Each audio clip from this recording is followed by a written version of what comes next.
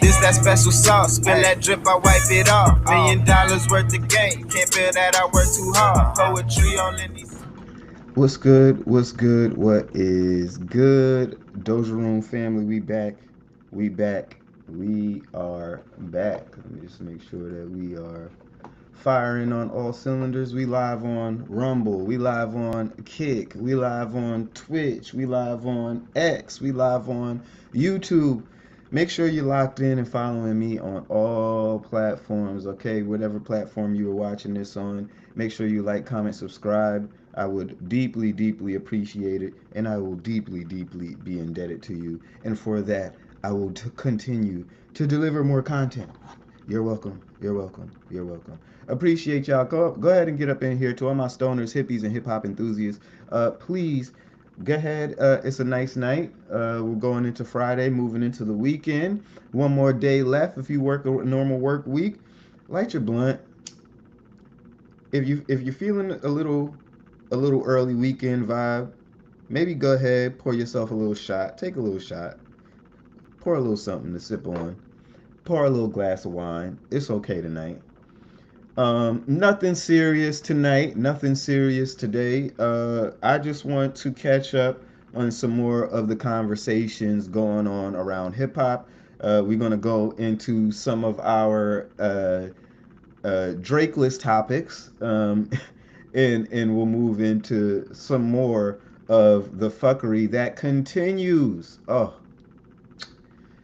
it hasn't the last 2 weeks just been a chef's kiss.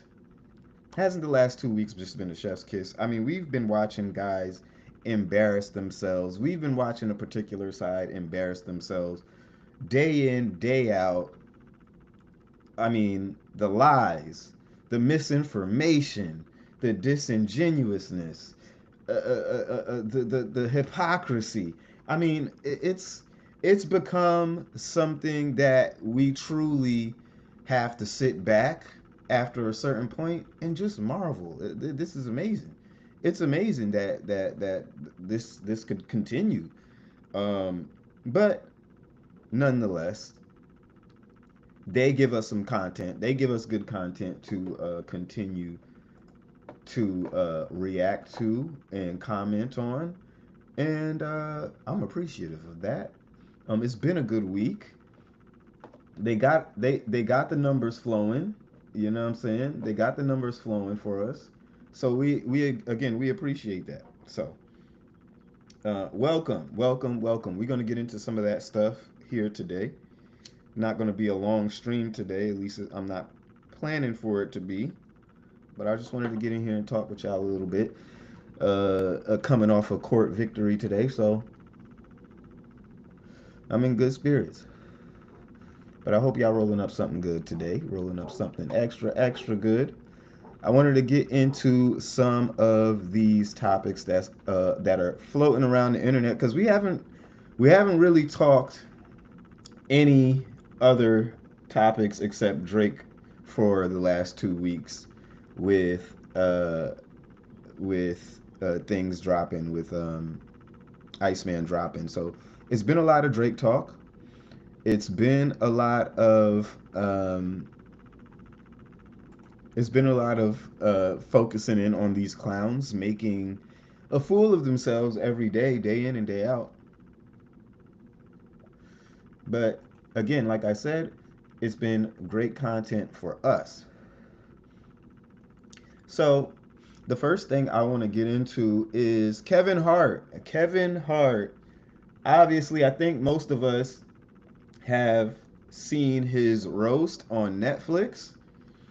And ever since the roast, he's been facing uh, a pretty significant amount of backlash for the jokes that were said uh, in his roast. Now, I'm on the side of letting comedians be comedians, letting them do their job, and letting them do the best possible job that they can do. I don't think that when we start hindering comics and hindering and censoring comedy, in freedom of speech to a certain degree. It starts to, in this setting. Now, if we're talking like a Chud the Builder, which we haven't spoken enough on that on this channel yet either. But if we're speaking about it like a Chud the Builder kind of guy, that's one thing. But I think a lot of these comedians got up. They did a really good job, and it was pretty funny. It was pretty funny for the most part. I usually don't like Kevin Hart stand ups, but he wasn't the one doing stand up that night, so it was okay for me. But obviously, we all know that Kevin is going through some backlash. He did a Breakfast Club interview finally, and we got some clips back from that. So let's get into some of these clips and what Kevin Hart was talking about. Hopefully, YouTube doesn't clap us for playing some Breakfast Club clips. George Floyd joke, it wasn't a tasteful joke to our culture, to our audience, but our audience that's watching the roast. Now, if you're confused, if you haven't watched the roast, they did have a lot of sensitive jokes being said. And again, some of them, some people may say it's in good taste. Others, they may say it's not. It's really up to what you tolerate. But at the end of the day, it's a comedy show. There's some comics that people don't really like, and if you're watching that, um, if you're watching and you feel like you're gonna get something other than shit, I don't know, than comedy and people telling jokes, maybe some very sensitive, then you probably shouldn't be watching. You probably shouldn't be watching in the first place. But they were telling a lot of racially sensitive jokes. Regina Hall joked about Kevin Hart's mother having a train ran on her in the afterlife. I mean, I mean, they went there. They went there. It was just like, sheesh, woof. So it was no holds bars all around, and it seemed like that was the theme for tonight. It seems like that's what they were going for, and if that's what they were going for, in my opinion, it is what it is. But a lot of people had a problem with it. If you're watching the roast, you get why they're doing it. You get why the racial humor is on the table. Like, it's not. I wasn't shocked. Like, that's what they do. Go look at the Tom Brady one. Like, that's what they do. It happens every year when they do a roast. It's not new. This isn't a new. It's not a new agenda. It's not a new approach to comedy. Do you feel like Tony Hinchcliffe went too far when he made that joke about George Floyd? It's Tony Hinchcliffe. Yeah. Like, I don't expect less. I don't expect more. I feel like you're saying going too far is the point. I don't know if it words. Yes, I mean, okay. That's why you're there. Mm-hmm. And I hate to say this, but I'm going to, because we're being honest. People are talking about that joke. Talk about his set. Tony Hinchcliffe arguably had the best set, or one of the best sets, between Tony and Sher. That's a fact. The guy they had a problem with the most arguably had the best set, and I just think so. That's just real. That's just keeping it a buck. And I would say Naeem had a really strong set. Naeem had a very strong set. I was laughing out loud at Tony until that. Until the joke. But not even just that joke. I don't like when people joke about violent, tragic death. I like Pete's set, and then I was like, why you had to say something about Charlie Kirk? Pete had a great set too. Pete had a Charlie Kirk joke in there. Yeah. Like, would I tell those jokes? No. But do I get why they're being told? Mm-hmm. Yes. Like, I'm not looking at Pete crazy. I'm not looking at Tony crazy. Like, that's what I know what you're going to do. Mm-hmm. I know your style of comedy. I'm going to appreciate humor. I don't get affected by the attempt of humor. I get it, right? In this case, like, do more. It's my production. We're live. The more is what? Like, what is it that you expect me? You want me to take a live production and stand up and fight Tony or have a reaction? Like, Tony told a joke. It wasn't a tasteful joke to us. We didn't like it. Okay. Hey, man, fuck that joke. We move on. I don't understand why we stand on a hill and it becomes like this big thing of like, oh, man, the motherfuckers, they do this and they're attacking the culture. It doesn't have to be that. It literally is either you're a fan of this level of content or you're not. And if you're not a fan, then you don't watch it. Yeah, so I think a lot of people are being sensitive on that topic. I think it's something that, it's like he said, if you're a sensitive person, if you can't handle jokes like that, you shouldn't be watching comedy. You shouldn't be trying to have fun. And that's the thing about people who always want to be serious. I think we see this pattern in these Culture United guys where, a lot of the rhetoric coming from a certain side is about taking the fun, taking the joy. And I'm not even going to just say a certain side, because if you joke about certain things with the right side, then they'll lose their minds as well. But I just don't think to this degree. I haven't seen too many people up in arms about the Charlie Kirk joke or anything like that. So both sides were attacked. Both sides got it. And a lot of people were attacking Tony that night, and they were going at him and letting him have it too. I thought it was a Kevin Hart roast. They were roasting everybody up there.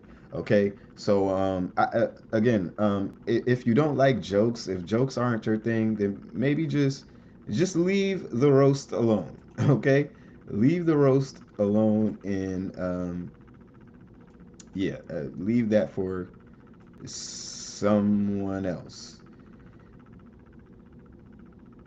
Okay, so we got an update on Tory. Let's move to that. We got an update on Tory Lanez, a court update, and this is. I won't get into. Well, I guess we can pull up the documents. I guess we can pull up the documents here. Might as well.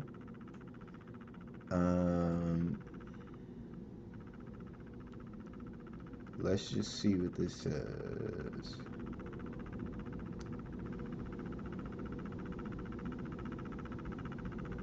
So his temporary restraining order has been apparently denied. We'll get into that.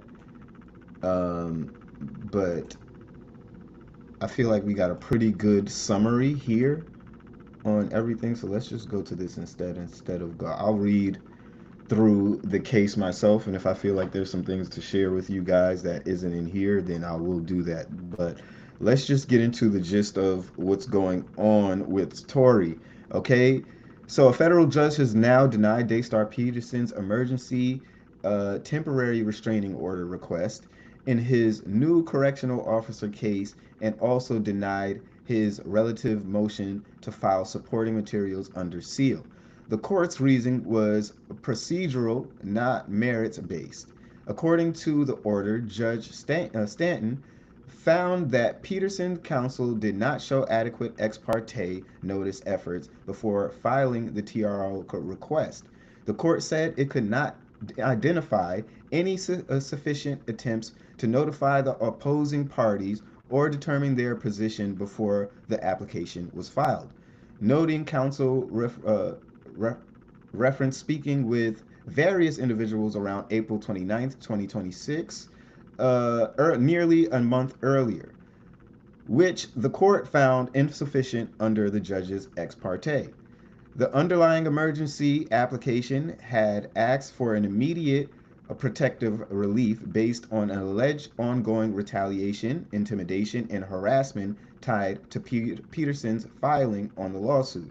The ex parte's papers say Peterson is housed at California Men's Colony in St. Louis Obispo, alleged that there is an effort to move him into a more dangerous housing yard, and sought to TRO, requesting that the identified correctional officer have no direct contact with him except as necessary. That staff not retaliate against him for exercising legal rights, and that the institution perceive relative records. Peterson's side also separately asked to file the declaration and related materials under seal, or alternatively in redacted form, arguing they contained sensitive custodial and safety information, but the court denied that request too. In footnote 1 of the order, Judge Stanton states counsel filed only a redacted declaration and failed to file the required unredacted version in compliance with Local Rule 79.5.2.2a. The redacted declaration from attorney Crystal Morgan says Peterson reported retaliatory conduct after filing the civil rights action referenced his prior near-fatal stabbing at CCI in May 2025. Says he filed a 602 forms and excessive force complaint and asked the court to excuse notice because advance notice could itself trigger further retaliation. The declaration also states Peterson is in work programs and classes that currently has a parole eligible date of August 2029. The full documents are there, and again, I'll read through them to see if there's anything there that we haven't read here that this doesn't sum up. But yeah, in all, it seems Tory is going through it. He's being faced with guards that are obviously retaliating against him, and if you don't understand what this is basically saying, he's basically saying like, I can't file this and give you guys the time required, quote unquote, because that may cause more retaliation against me, thus me filing things and doing things in this manner. However, it seems that the judge is still not allowing that, and he's denied his temporary restraining order request, which I don't understand how you do that once a man has already been stabbed in prison. I forgot how many times Tory was stabbed, but the man almost damn near lost his life. For him, first of all, that situation alone shows extreme negligence on the institution's part and that of the prison guards. So I don't see how we don't grant Tory this temporary restraining order, especially after the event of there already being an attempt on his life. So none of this really makes sense. I don't understand why it seems like they're trying to break this man like this, but it seems like Tory can't win anything. He can't get a break on any level of any of this stuff going on. It's really sad to see. I mean, when you fear for your life and then they are trying to put you in a place that is more dangerous, perhaps the same thing could happen again. And I can imagine that, he's probably not fully recovered or fully up to having to go through and fight for his life and do things like that again. So it's just really weird, and this is what makes me go back and look at people like Megan Thee Stallion, Rock Nation, Jay Z, Desiree Perez. It makes you look at all of these guys a little bit weird, because there's just weird things going on. We already know that Desiree Perez has a slew of private investigators, possibly judges, alleged lawyers, doctors, you name it, they're under these people's thumbs. And they have a long list of connections that make them a really dangerous party to go up against. So I'm praying for Tory. I hope everybody out here watching and getting the news is also praying for Tory and hoping that he gets out and he's able to hopefully get a appeal. But at very least, he should be able to get through this without fearing for his life and with his life intact. So it's a shame of what's going on. It's a shame that, with there already being a threat on his life, with there already being an attempt on his life, that he would be so, just it just seems they're so carefree with how they're handling him. and his plights and what he's asking for. So it's a little crazy to me. But yeah, we'll keep an eye on Tory Lanez and what's going on with him, and hopefully he gets his just due, because this is crazy. It's crazy what we're seeing, and it's crazy that he can't get the justice that's needed. And I think there is retaliation on multiple levels when it comes down to his case. But I think even if Tory is to get deported and he's not able to come back to the United States after this, I think he's going to turn up and be able to do things in the best way possible that he knows how. And he's going to put on for the city. If he can't come back here, he's going to put on. He already put out a great album in Slutty Bass.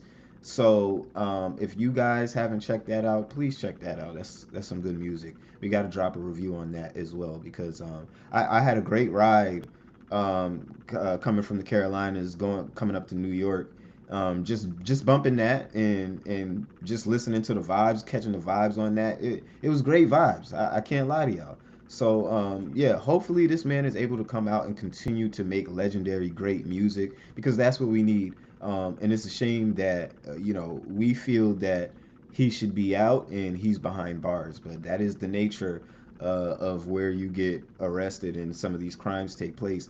You got to be careful where you're at. All right, so moving on from Tory, let's next get into this situation going on with Gilbert Arenas. And I thought this was weird. I'm just now getting kind of updated on everything going on with Gilbert Arenas. But yeah, apparently he is being outed. Um, and it's sad to see.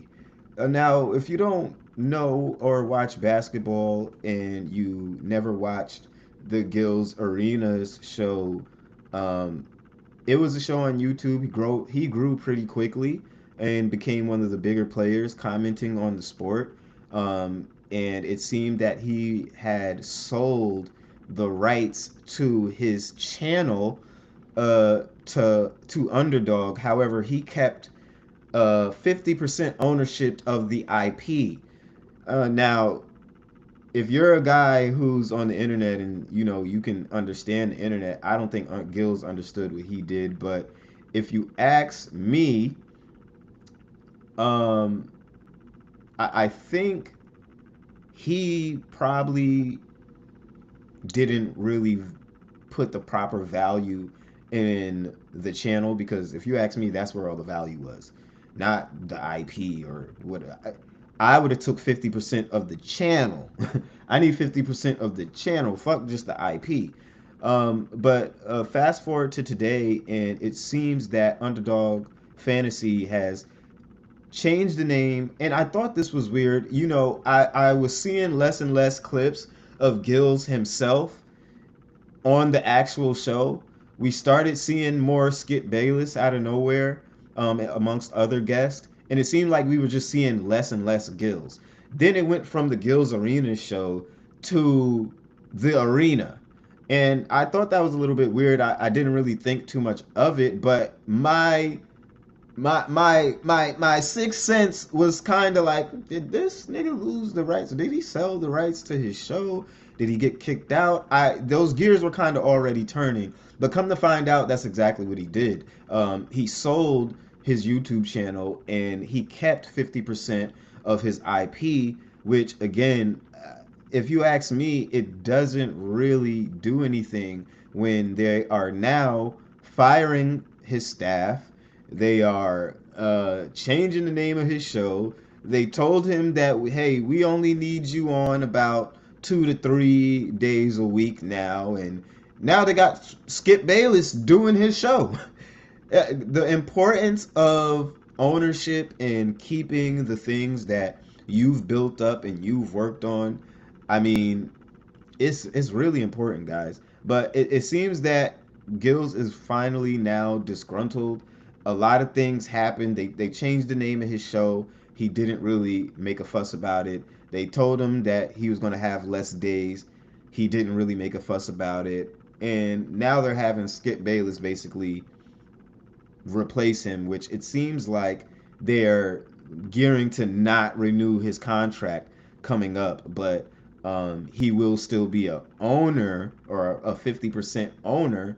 But it seems like, yeah, it's going to be chopped for the Gills Arenas podcast.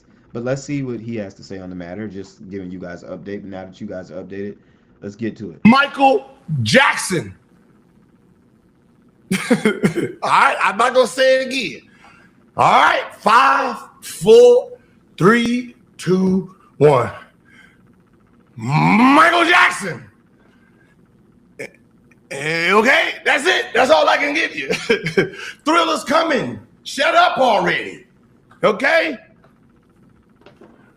I'm an owner now. I don't want to hear nothing.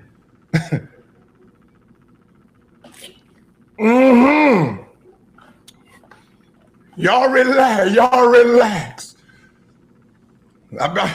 I've been cooking in the kitchen. What y'all trying to eat? Okay, what y'all trying to eat? I got everything on the menu. Okay, okay. That this channel says Gills Arena, huh? It says it. It says Gills Arena, don't it? Huh? Gills Arena on the page. You know what? I'll tap it one more time. Tap, tap. Huh? Does that look like something y'all done liked before? Okay. Okay.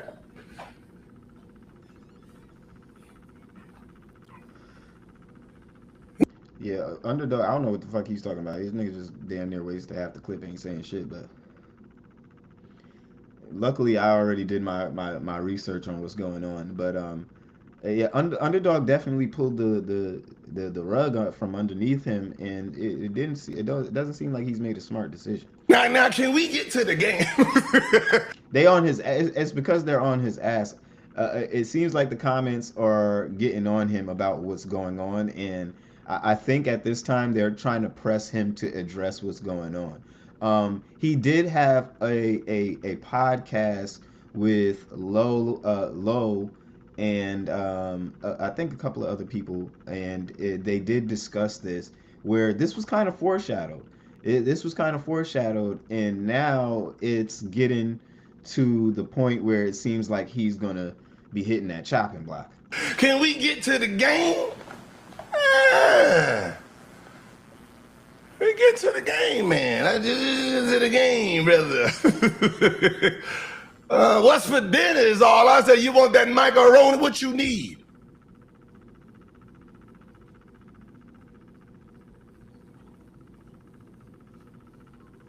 Ain't nothing happened at all.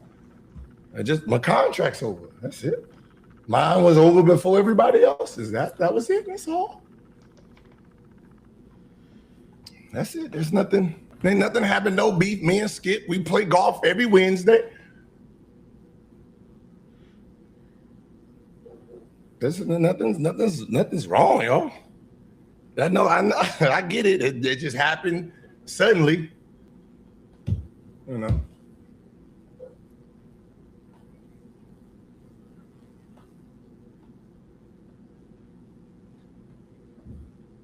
Ooh, nice dunk, baby boy. Good shit.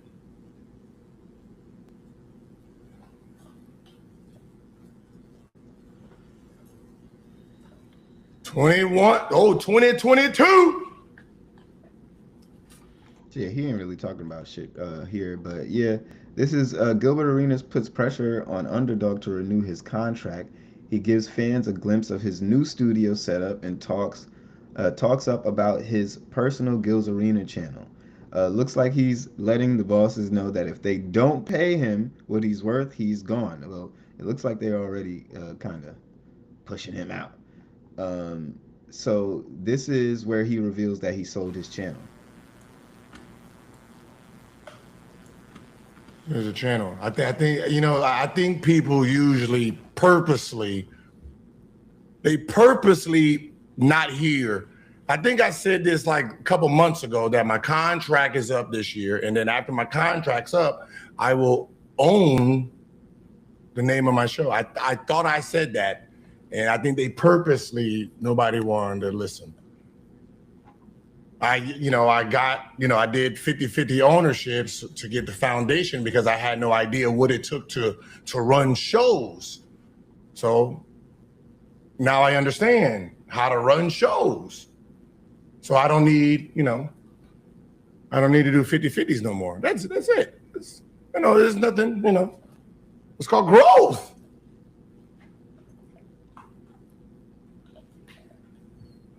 You gotta use, take the sugar daddy out. Here's y'all. 27-29 OKC at the top of the second. Oh, that's Also, I don't know what the person posting. It's the Joe Budden podcast. It's the Joe Budden podcast fan page posted, but it seems like they ain't really catching what my boy putting down. He's essentially saying here that, hey, I know what I was doing. I didn't know what it took to run a show, and now I do. So now I'm going to start over from the ground up, which I don't know if you really want to do that, but it's if this is playing it off, he's doing a damn good job. He's doing a damn good job playing it off. It definitely looks like it. Because it seems like he wants to keep ownership of his name in the Gills Arena podcast, but I guess he's still going to keep that 50-50 ownership over there. Hacking that man, damn.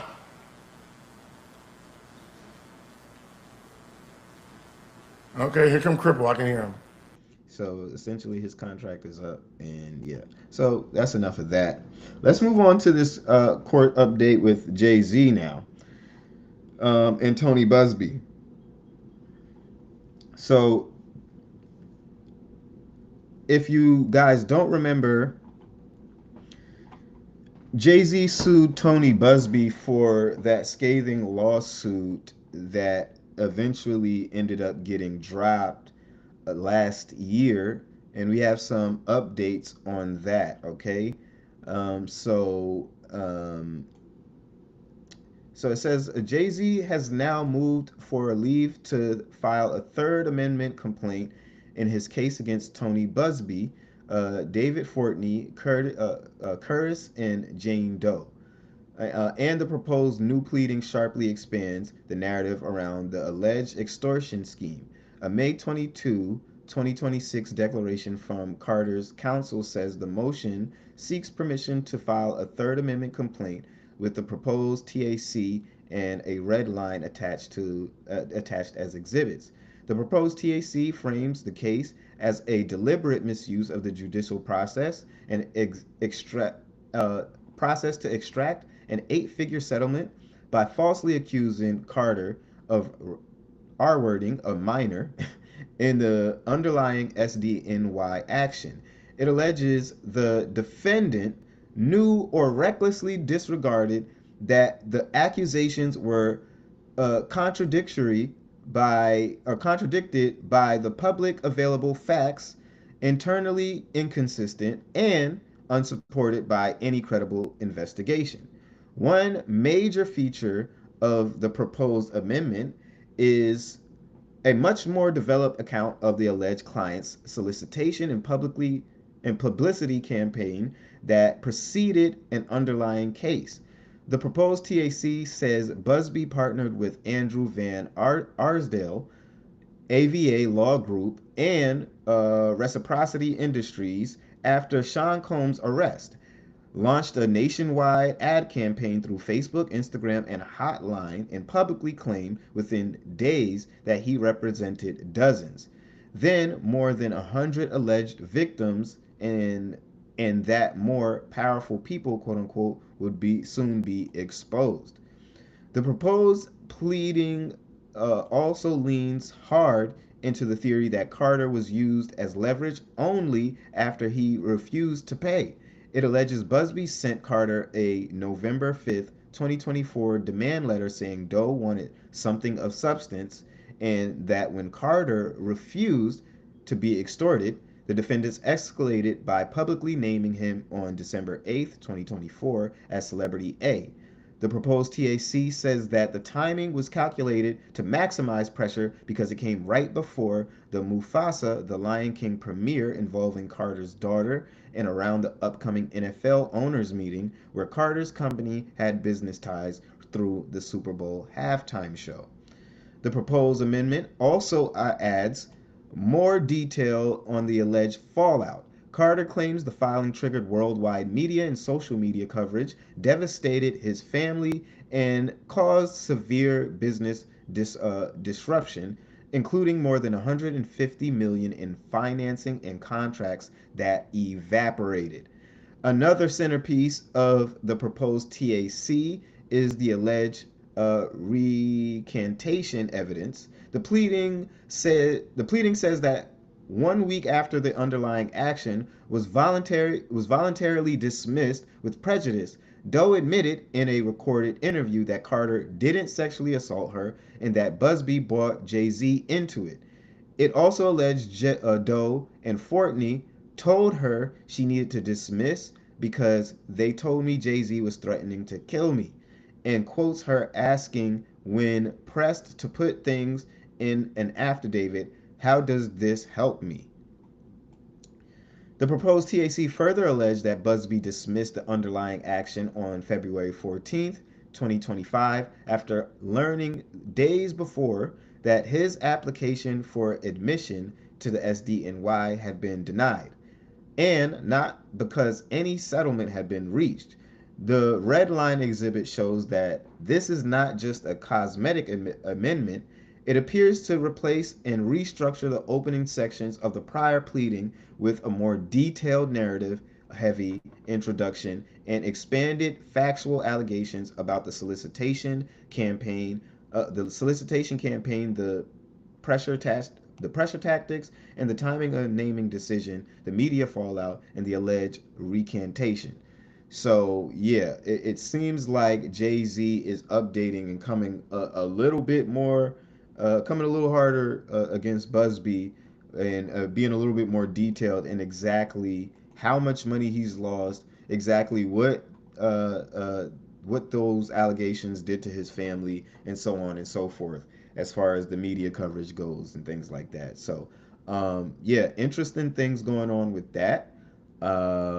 I would imagine that it's not a fun time for Busby. We haven't really heard any more wild cases coming out from his end since then. So I could imagine that he's calling it quits for all of these crazy allegations. So yeah. Um, things are heating up on that side. I can't say I wish Busby the best because I don't, and I don't give two fucks about him.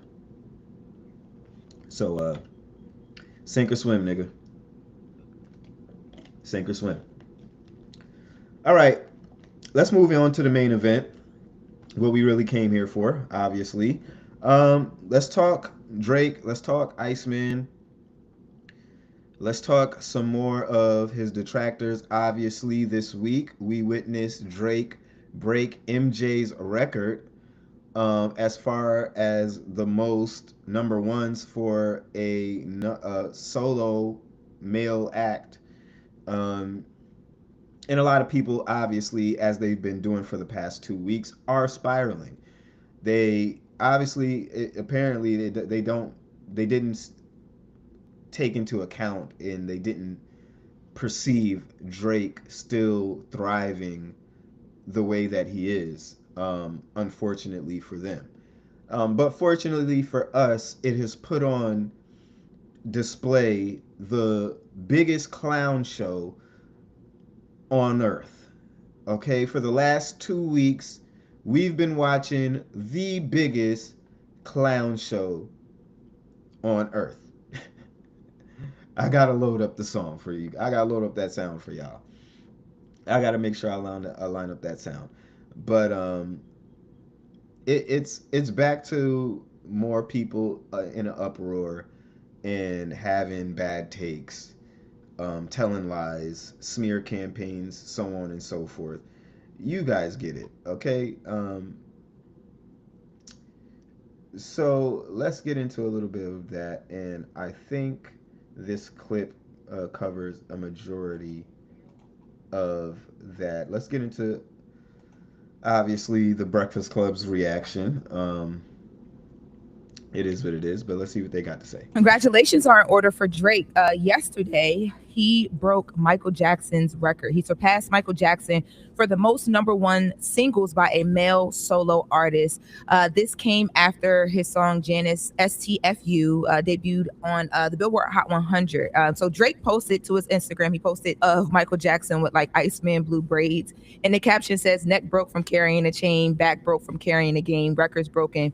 Carrying on my name, carry on, carry on. I mean, when he dropped Iceman, Habibti, and Maid of Honor, he was going crazy charting just across those 3 albums in general. But people were waiting for him to break this record, and now it has happened. So now people are having the conversation again about if Drake is bigger than Michael Jackson. Well, drop on the clues bombs for Drake. Nice. What's the question then?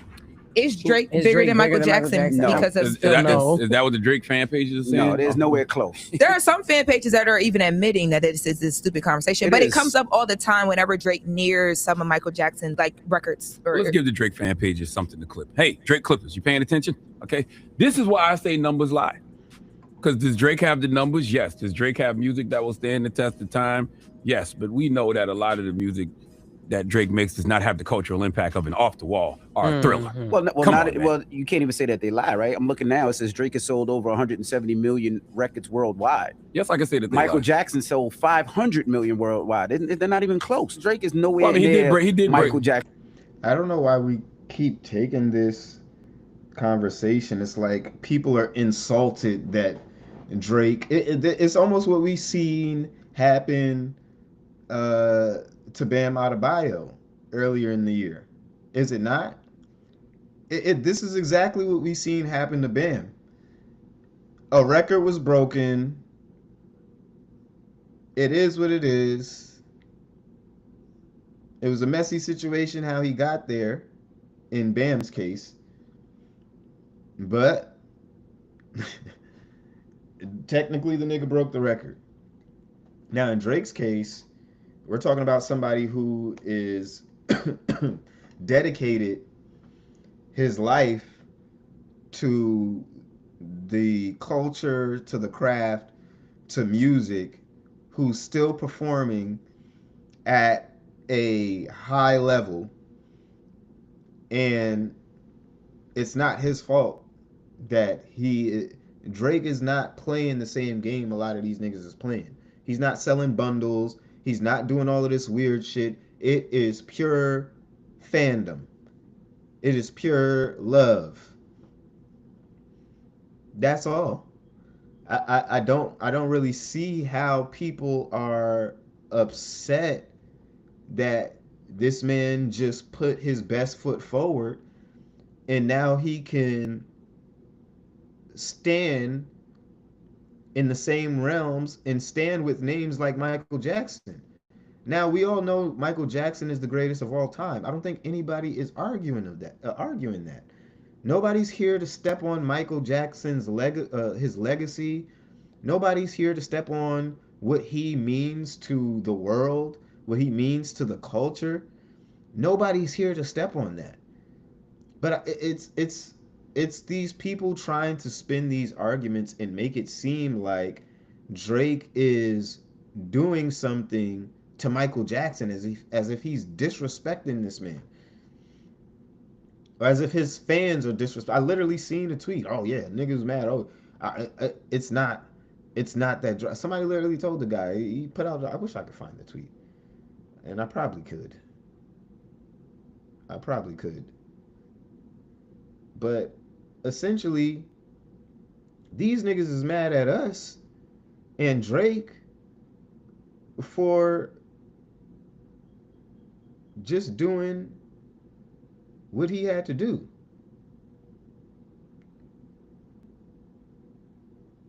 Let me see here if this is the tweet. Nah, this ain't it. It's crazy. Like these guys, when I say they're spiraling, they're really spiraling. Like they're really spiraling. It gets to the point where it's just like, what are we even doing here? It's like, what are we even doing? I can't find the tweet, but essentially it was this guy. He's like,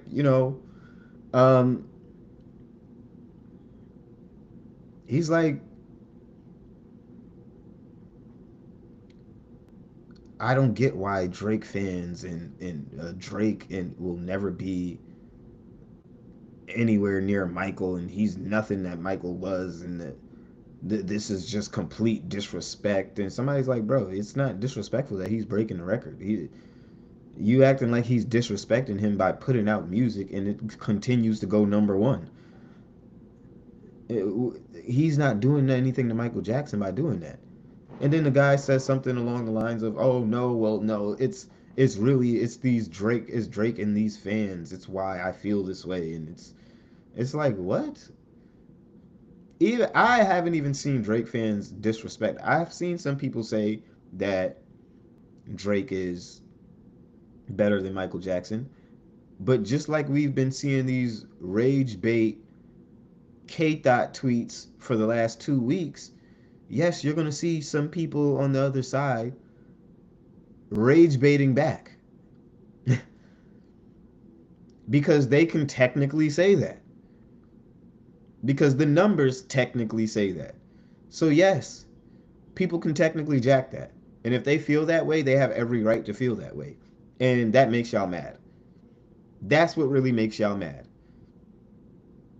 Y'all want to start this argument before it gets started, because I don't think there's too many people really arguing that Drake is greater than Michael Jackson.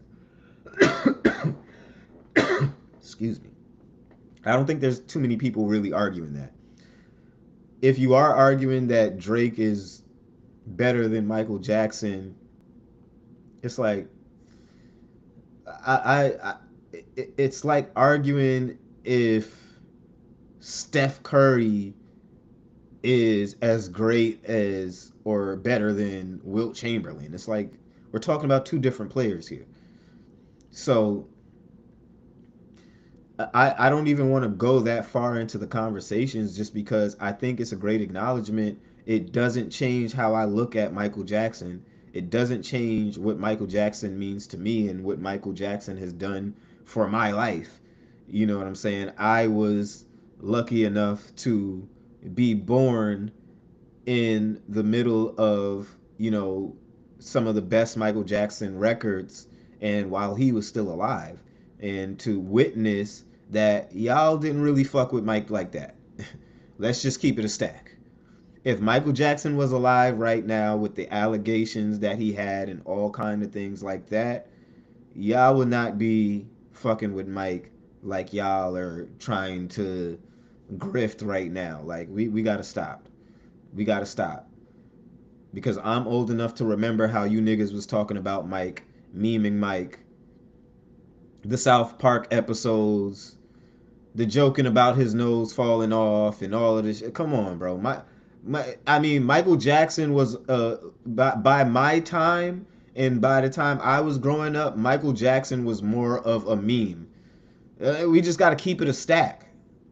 We just got to keep it a stack. You niggas did not respect Mike as this, oh, we need to lay down the red card. You guys didn't respect Mike like that. Let's keep it a stack. The constant jokes, the scary movie. Come on. Michael Jackson, when I was growing up, was a meme. He was a meme. Y'all did not put respect on his name like y'all trying to put respect on his name now. It was constant little boy jokes. They put him in Scary Movie. They put him in South Park. He was a meme. Y'all had constant jokes about this nigga. Y'all didn't put no respect on this nigga's name when I was growing up.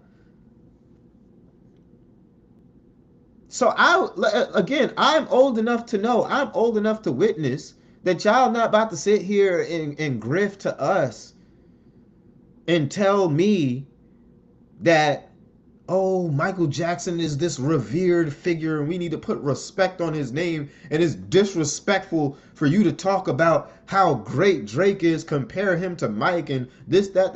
Like shut up. Like, shut up. I don't want to hear that shit. When I was growing up, this nigga was a meme. He was a meme in media. Yes, a lot of people still respected him and shit like that, but as far as popular media went, it was just constant jokes. It was constant jokes about him being a white woman. From stand-up comedies. It didn't matter. It did not matter. It was constant jokes about Mike. I mean, Michael Jackson, while I was growing up, was probably the biggest punching bag in media. I would say like in the early 2000s, going through the early 2010s, like, bro was the biggest meme, bro. He was the biggest punching bag. So I'm not going to allow these people to act like they worship the ground that Michael Jackson walked on. I'm not going to act like they were throwing flowers at his feet and they respected this man for who he was.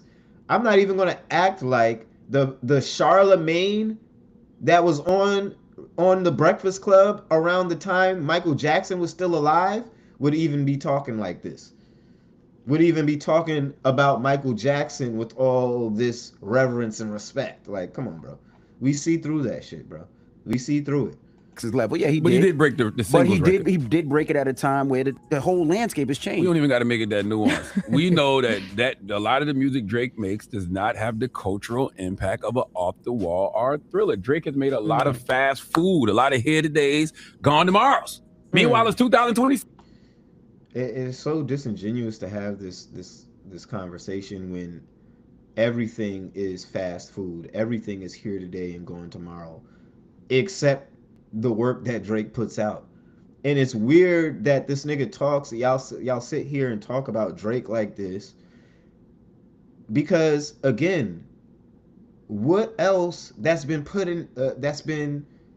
out in the last 6 years besides, y'all niggas are gonna glaze GNX and say it's GNX, but what has been put out in the last 6 years that is going to outlast or be more relevant or better than what Drake has been putting out in the last 6 years?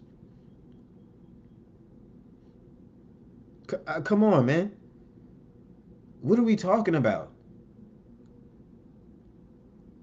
And this is why I said, if you guys are bored of Drake, if Drake is fast food music, if all of this is shit that you're quite frankly tired of, then why aren't y'all uplifting these artists that y'all really fuck with like that?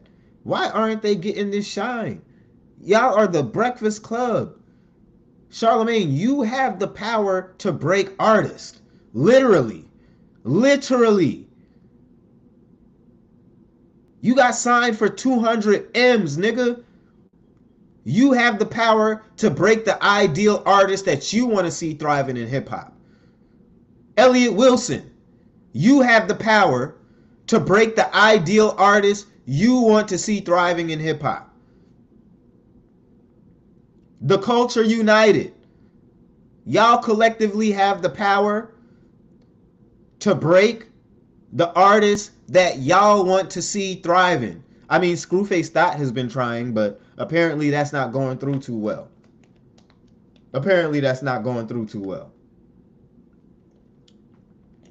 Y'all have the power to put people in position. Fund these artists.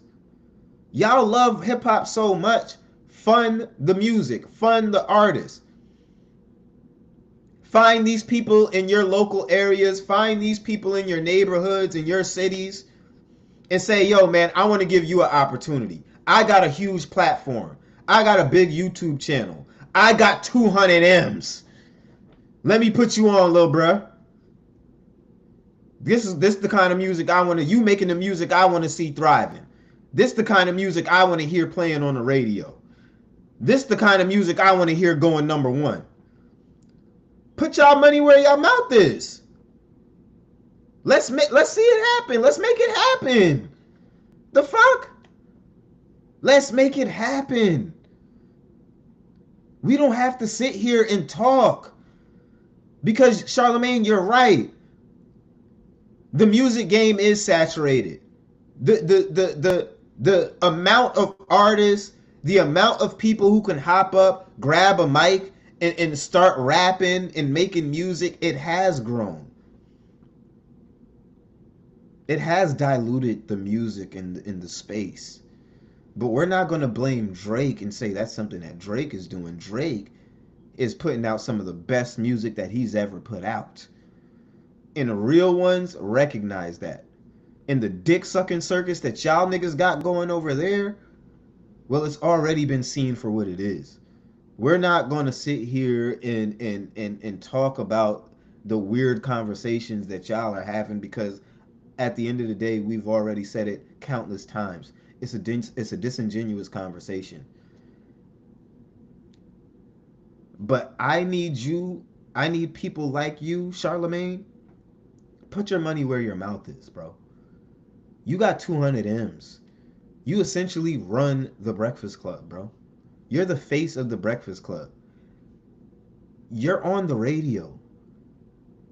Put the artists that y'all want to see running the game, put them on.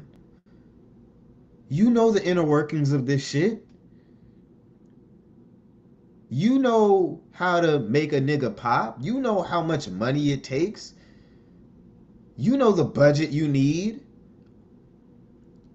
You know how to make a nigga go like that overnight and just pop. So what are you waiting for? Breakfast Club? Company Thought? Anybody? At least Kendrick attempts to put niggas on. At least Kendrick attempts to put niggas at the forefront. Albeit them being homeless bums, drug addicts, coke heads, women beaters. They have their flaws, but at least he's attempting. But I don't know what's going on with you guys. Like, I at this point where I felt that my culture, the game that I love, hip hop as I know it, the shit that put food on my table and put me in the mainstream, I would imagine I want to give back to that in a certain way. I would imagine I would be mad enough to say, you know what, I'm not about to let it go down like this.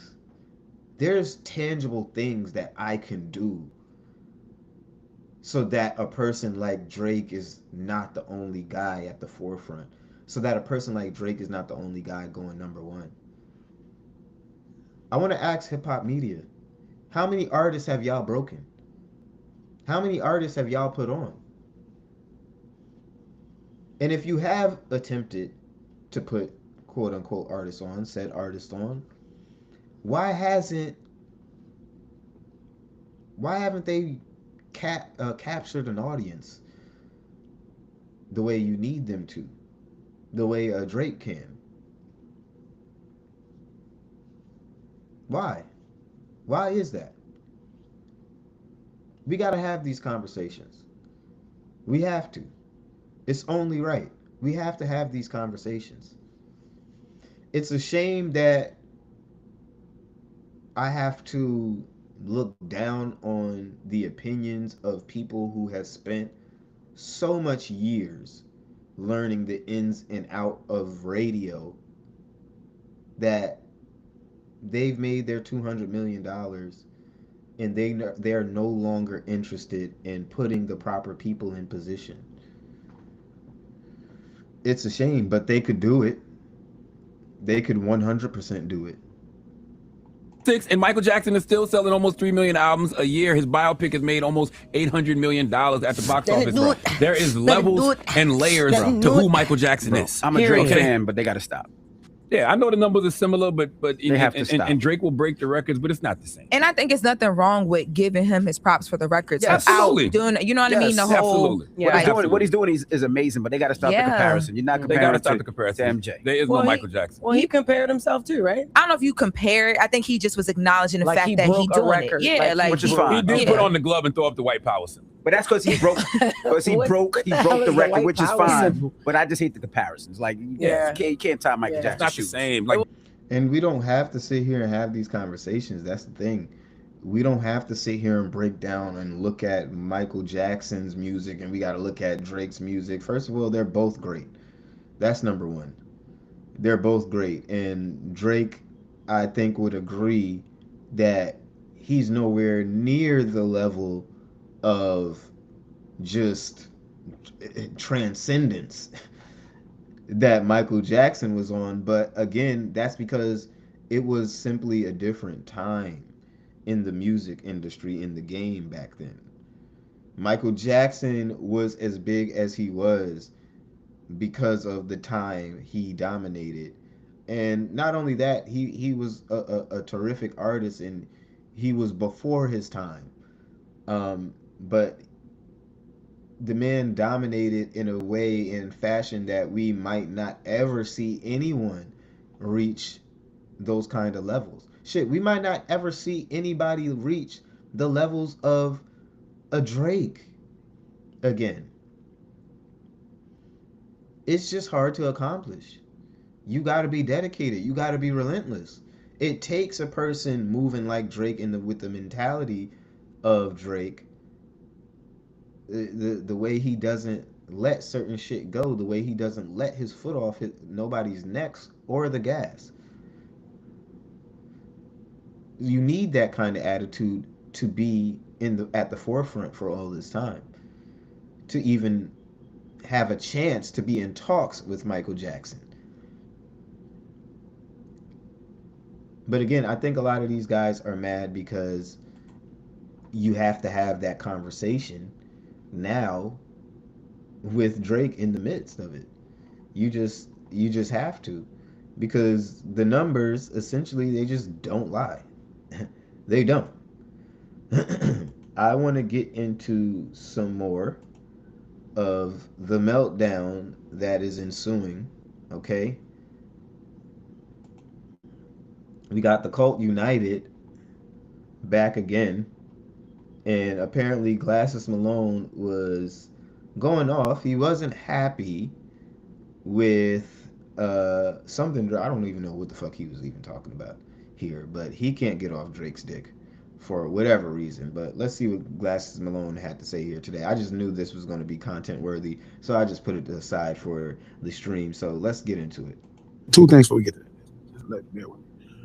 I remember I was telling Elle this. I remember telling y'all that he wasn't close to being out of his deal. Everybody told me he sued because he's figured out of his deal. He just needed one more album. The reason he's suing because he was in negotiations to renew a new deal. He was one album he had already recouped. So you mean to tell me this ain't all profit? Since all these albums ain't profit? Oh, you mean he actually still in this fucking deal? Okay, so we got that out the way. That ridiculous lie that he sued because he was in the middle of negotiations for this new deal because he had already recouped. All that lying y'all fucking been doing and all that dumbass shit, like this new lie y'all telling, y'all know goddamn well that ain't what's finna happen. Okay, if he felt like these people betrayed, why the fuck would he re-up for new money? Brother. I just got one question before we continue. Right? Why are you this invested? Yo, brother, why are you this invested in Drake's contract and his paper? Like, what? Bro, why? Why is this? Why does Drake's deal have you this upset, my boy? Like, calm down. Like, you about to blow a lid already. Like, bro, relax. Like, come on, man. Like, yeah, that would be crazy. I wouldn't respect that. Like, I can't believe y'all are saying he gonna go back to the label. You think he gonna re-sign with the label? Yes. Drake. What would happen to a pop artist without the system? At this point, he's been through the system for so long, he should be able to go independent and freak the system himself by paying. What Glasses has said, they own the system. Like how would you get access? It's not a cash for. It's like you can have the money and it's not gonna work for you. Like it's their system. Billboard is their system. All this is systems that they in business with. Why the fuck? Back up. First off, fuck that. Everybody told me that, oh, you know, he was on the verge. He had just finished his deal. He recouped.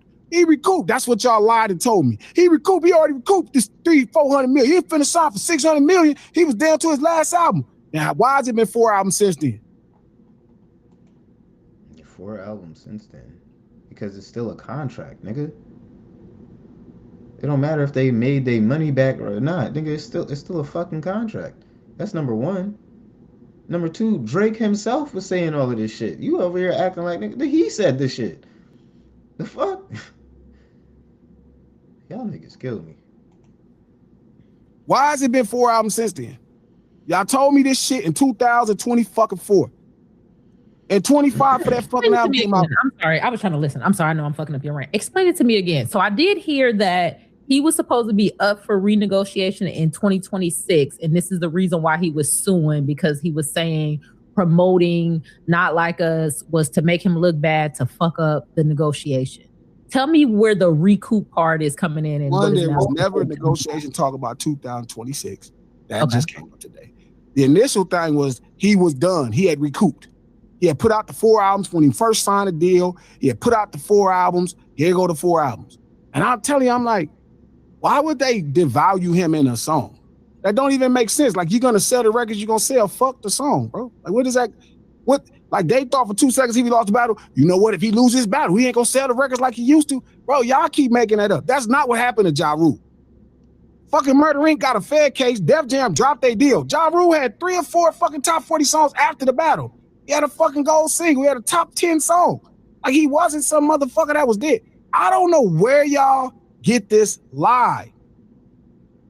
Y'all just been lying this whole fucking time. And now y'all talking this old silly shit. Oh, he's up for a bid. For what? Why? It's a market share business. Totally get it. Where we at? You cannot go independent and have access to the system. Kanye is learning that the first hand.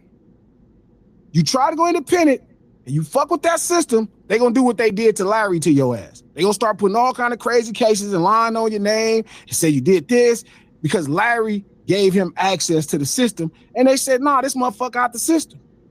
If you decide to go out the system, it ain't no money you can spend to get in it. And that's something you just gotta be in it to know. I don't understand. See, these niggas don't want to listen to the music. They want to call the music trash. But then they want to have conversations when Drake put all of this in the music. He said that they're going to come back and pay him for wasting his time.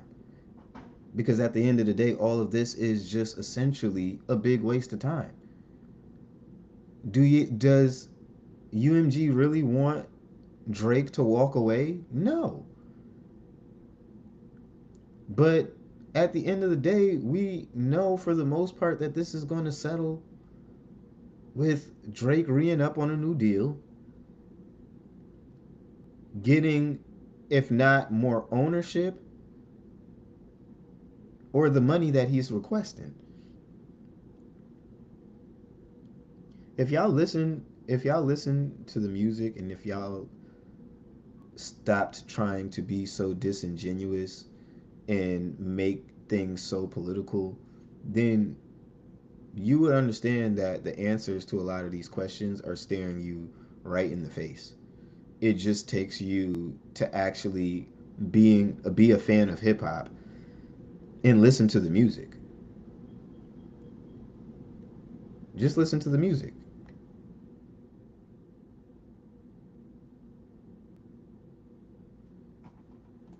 Once you understand, you do it anyway. Real quick, just for audience clarity, Glass is talking about Larry Jackson. Larry Jackson is the president of Gamma. Gamma just put out Ye's Bully. Not too long after that, a website called Larry Jackson Exposed pop up and started saying all kinds of crazy things that, if they are true, were entirely meant to damage his business relationship. And then today, Larry Jackson confirmed that he's actually suing who put that website up. I just want to make sure people are clear in terms of what you're talking about, G. And side note, before you move on, I'm very excited about this website this lawsuit, because what's interesting about this lawsuit is he doesn't know who put the website up. So what he's doing is he's using the court to try to get the discovery to find out who is behind this campaign. And I am locked in as if we're watching a whodunit, because if they actually reveal it, I'm sure it's going to be like Scooby-Doo when they snatch the mask off somebody, like, Kanye. No, I'm just playing. Go ahead.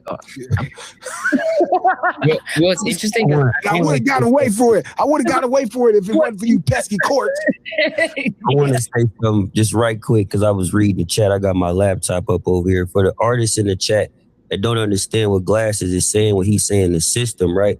It's like the same thing with prohibition and shit. John Gotti and these motherfuckers was trying to control where the alcohol was distributed, how the bottles looked, who could buy it, where it was served. In music, it's the same thing. These Billboard charts, these Complex, these pages, these things that radio stations, Clear Channel, Illuminate, all these are systems that are all in tune together. So when you get out of that system, you try to hit Live Nation and say, I'm paying for my own. It's a lot of shit that got to go down before you could just pay to do your own shit. Dave Chappelle, Cat Williams, they call Cat Williams a smoker for years, bro. Because, listen, I'm not saying you can't be what people consider independent. Like, Jay-Z is what you consider independent until you realize his partner is Live Nation. Right? So the concept of, which I'm not saying it. Y'all all told me that he was finna be out his deal. He had one album. He had already recouped. Well, there's a lot of extra money he giving him. He's just the most generous motherfucker in the world. He gave him 4 more albums. He generous. I didn't know this nigga was that generous. I never knew that he was in the business of giving fucking money away. I swear to God, he was just suing him. But he in the business of giving money. That means he wasn't fucking recouped. That means he wasn't close to being recouped. That means that this was not about he was suing them because they put out a song that damaged his brand. All that dumb ass shit.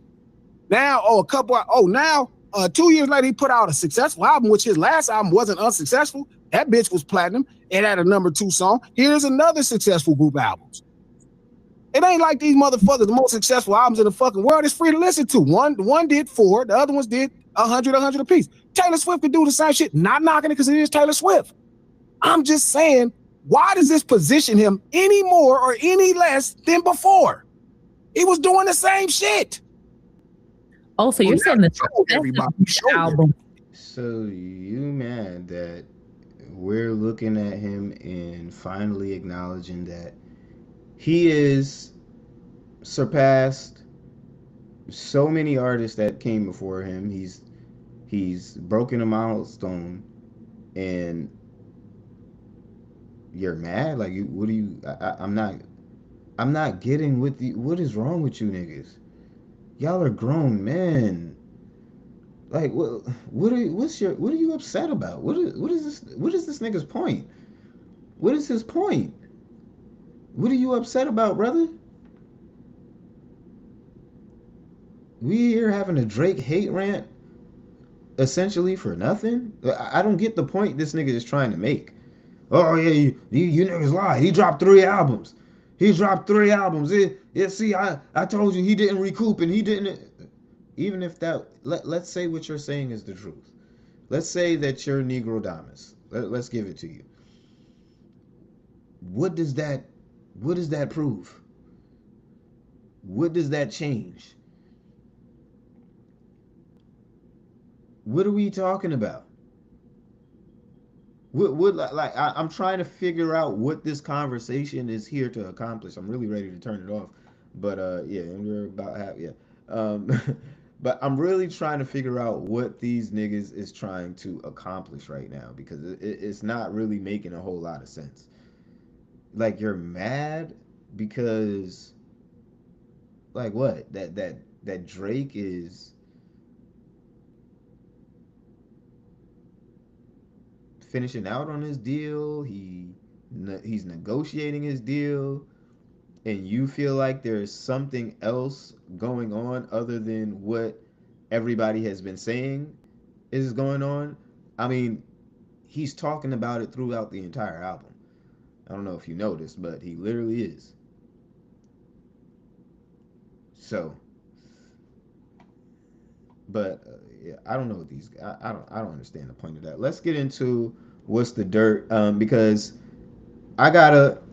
If you guys are early, I remember when what's the dirt, first started. Yeah, well, probably before he really started doing his lives and things like that, and he had just gotten through his spat, his beef with Company Man, and essentially, he was still new. He wasn't really trying to muddy the waters. He wasn't really trying to come in and rock the boat. Bro was trying to come in, do his YouTube thing, be as successful as possible, and kind of just focus on the hip hop, focus on the music, and the culture. But after that little spat, I started telling him like, look, bro, fuck these niggas. Like, who the fuck are these? It was already in a messy place around it, and I'm like, bro, these ain't people that you need to have respect and reverence for. Just because you a white man, you don't gotta fucking. I mean, yes, you work within the culture. Yes, you should have a level of respect and things like that. But who the fuck is Company Man, and who the fuck is he to talk to you like that when the nigga just basically baited you? These niggas make these little weird ass, disingenuous ass videos, and then when you clap back at them, they play the fucking victim. So I was like, yo, bro, don't let these niggas gaslight you, bro. Stop letting these niggas gaslight you into thinking you did something wrong by calling them out on their bullshit. If something feels like, if something, 9 times out of 10, if it feels wrong, if it feels off, it very well may be. So I don't give a fuck what anybody says. It seems like something in the last few months, I don't know, maybe the last 6 months, that bro is finally just woken up and said, yo, bro, I'm about to put my foot on these niggas' necks. I'm about to start putting BTA, belt to ass. Fuck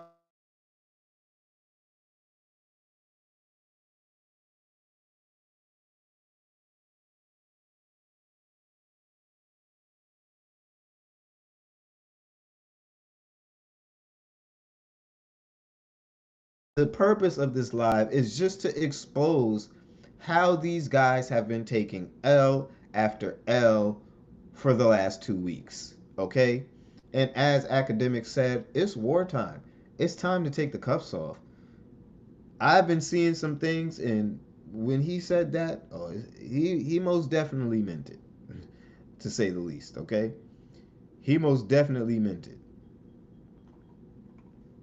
Let's get into it. What's the dirt got to say? A pathetic, bitter liar. And I'm going to show you. Since the battle, these guys have been like psychoanalyzing Drake's every move and everyone around him to try and like associate him with MAGA, Trump, and the Republic Party. And of course, Jeremy Heck jumped in on this because he's like a white dude that'll just take any chance possible to get any sort of favor or brownie points. He's desperate for acceptance.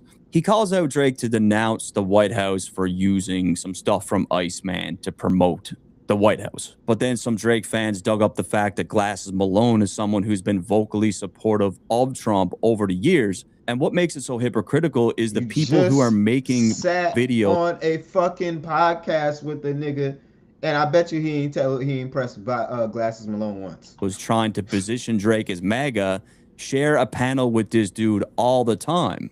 But on the panel last night, Glasses Malone tried to explain why those videos exist and how he doesn't really support Trump. If I have to defend the fact that I'm not MAGA, I'm a Crip. Like, what are y'all talking about? You can't even be MAGA and a Crip. Like, what? How does that work? Oh, you said Trump is better than Biden. This motherfucker about to die. If I like Trump, I would say I like Trump. I wouldn't be scared of y'all. Who the fuck is y'all? Fuck Trump. Unfortunately, we got tons of proof that the guy is a massive liar. Glasses Malone, Trump is like Thanos. Glasses Malone, 2022, right about now, I wish Trump was in office. Glasses Malone, 2021, shout out to Trump, pardon Harry O. 2021, Glasses Malone, my guy Trump, you're all right with me, dog. Me and Trump got time. For me, I'm going Trump over Biden. Trump, my nigga. So you niggas love Trump now. No, Trump over Biden. Trump over Biden. Trump over Biden. I don't think you should be psychoanalyzing Drake, who doesn't really have any real clear evidence of really being in favor of that party. Do you see how unfair that is? Do you see how hypocritical that is? I don't know how anyone favors with this, but look, I've been watching this for 2 years. I've been watching this for 2 years now. Don't you think it's a little bit hypocritical that Jeremy and Justin and all these guys went out of their way to psychoanalyze Drake, the people around him, to make these videos and things about Drake being a Republican or being Trump with no real clear evidence, while simultaneously sitting on a panel with a man with a bunch of evidence who's vocally said it in a video that he prefers Trump over Biden, has a bunch of tweets in favor of Trump, actual documented proof, and you don't think that's hypocritical? You don't think that's crazy? I don't see how people can't see through it. The agenda that they have. God forbid Drake ever had a tweet back in 2020 saying that Trump was his guy, because you would use that and make videos about it to support your narrative because you're a bunch of haters. But you won't do it with the same person that's on your panel. It's egregious. And shout out to What's the Dirt for pointing that out. Because, yeah, I had just been, we obviously was just sitting here watching the clip. And it didn't even click to me when I was watching it. Bro, how the fuck are you asking Drake to denounce Trump? And right below you is the nigga who loves him. The nigga literally said he loved Trump. Like, yo, bro, what are we doing? These niggas have been taking L's for the past 2 weeks. And we really need to document this. We got to go hard. We got to point these things out. We have to show the inconsistencies, the hypocrisy, because in a month from now, these niggas are going to walk around. When Kendrick drops, these niggas are going to walk around like they have no shame. Like these aren't the same niggas that are gonna be talking. like they ain't the same niggas that are right here. It's sad to see the game go like this, man. It's sad. It's sad. You feel me? But if you subscribe to shit like this, have at it. You know what I mean? Have at it. I personally think people like this on these panels are fucking disgusting. I don't really know these 3 people, but I do know these 3 people, and they're fucking disgusting. And Shorty over there, she look good, but she sounds like a fucking clown too. But yeah, and she sounds like she don't know music for real anyway. A lot of these women in the game, let me just call me sexist. A lot of these shorties that be on these panels and all of this shit coming here to talk hip hop, and a lot of these bitches is just here for the gossip and the tea and all of that other weird shit. Like we got to keep it a fact. These bitches don't really know music for real. A lot of these bitches don't really know ball. They just here to make commentary. They just here to get the bag. They just know where the bag is at. We just got to keep it a buck. And that's what it's getting. Shorty in the middle didn't even say a goddamn thing the whole time. She don't even know what's going on. But she trying to play like she knows what's going on. And she needs to get updated and ask all these fucking questions, bitch.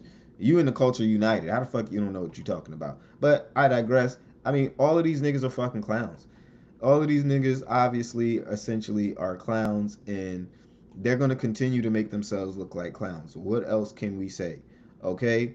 They're going to continue to talk about Drake and talk down on Drake, but tweets like these are going to continue to come out.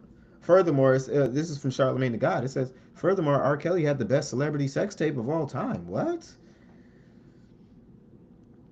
He said R. Kelly looks 20-something. The fountain of youth clearly can be found within teenage vagina.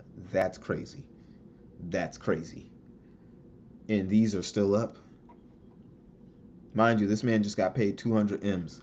Mind you, this man talks down on Drake, and these are the people who act like Drake Drake is supposed to have this or be in this position of where you can talk to him from this moral high ground.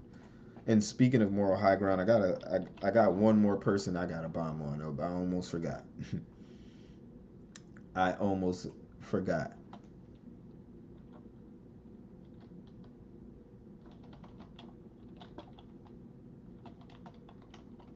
I almost forgot. Speaking of,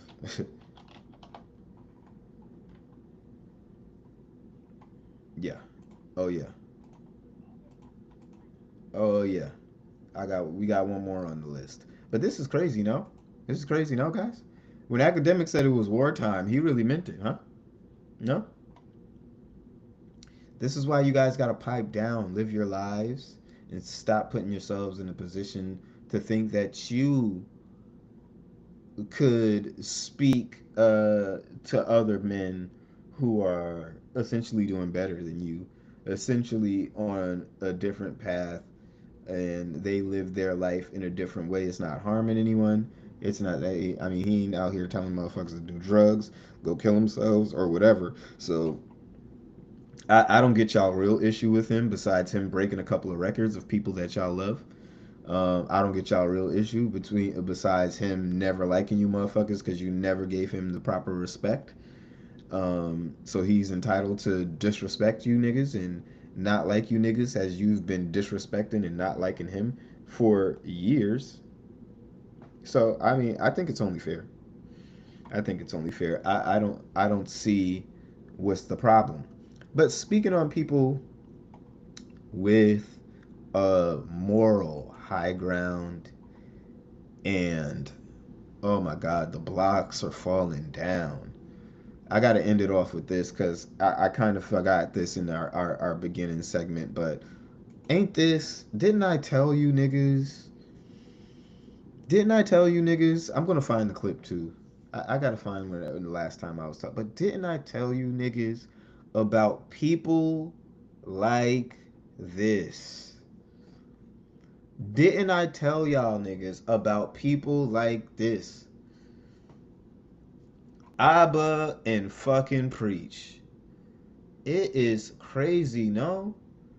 Now we're watching people who they got on Fresh and Fit. First of all, let me say this. Because I used to watch Fresh and Fit in the height of the Red Pill era and things like that when Kevin Samuels was at the height doing his things. It was refreshing content. It was good content. Fresh and Fit, I didn't really start watching them until after Kevin Samuels died. But I always seen them as the more extreme, like Kevin Samuels, you know. But nonetheless, Abba one day comes on the show, and then after he comes on the show, the one thing already the first strike for me is I don't like bitch ass niggas who they'll sit down with you, kiki with you, this, that, the third. And then when you go fly all the way back to Canada, you got all this opinion and things like that, whether valid or not. Whether valid or not. You sat in front of these niggas' faces. You came to the night show. They did an interview with you. All of that good shit. And you basically essentially played it cool the entire time you were there. And then once you got back to Canada, you went to basically like just trashing these niggas and making hate content and basically, you know, letting your true feelings be known. Already I know Abba's a pussy. Already I knew Abba was a pussy ass nigga.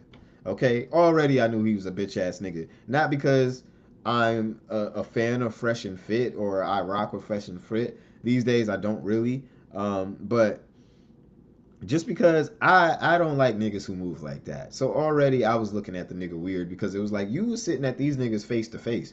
why the fuck wasn't you saying all of this shit that you making a video about then? Why the fuck didn't you say all that then? But that's besides the point.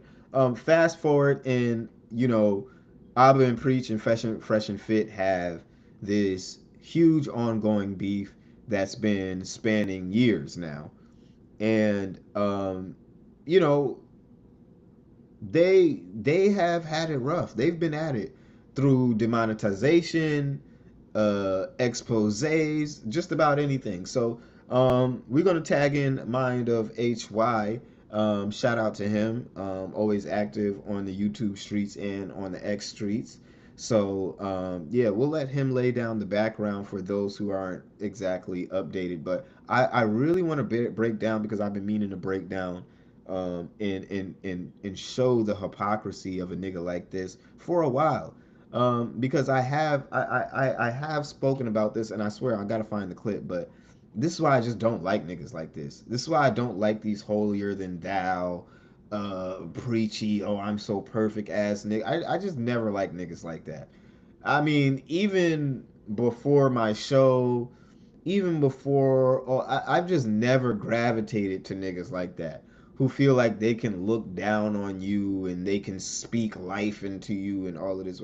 I just never like niggas like that. But again, let's get into it. Fresh and Fit had presented themselves as part of the Red Pill movement and promoted an ideology where you don't let women take advantage of you, and were also against the idea of ever paying to be intimate with a woman. Walter contradicted this image first when he dated a woman named Miranda, who he met on a sugar daddy website, and then dated a fitness model, quote unquote, named Daisy, who similarly looked to be using him for his money and fame. Then, as it turned out, Daisy from China was expecting. I am pregnant. I can't pretending like nothing happened. I can't. In my religion, we don't. Okay. I want to keep the baby. Okay. Well, like I said, I just don't want any kids. You know? Okay, so what you gonna do? And what you gonna do to me? Nothing. Well, why did I do anything to you? Nothing? Why did I do anything to you? No, I know. So like, how are you gonna deal with this? By saying I don't want a baby? That's all? I mean, you go to the doctor, I guess. To the doctor. So you wanna? I mean, yeah.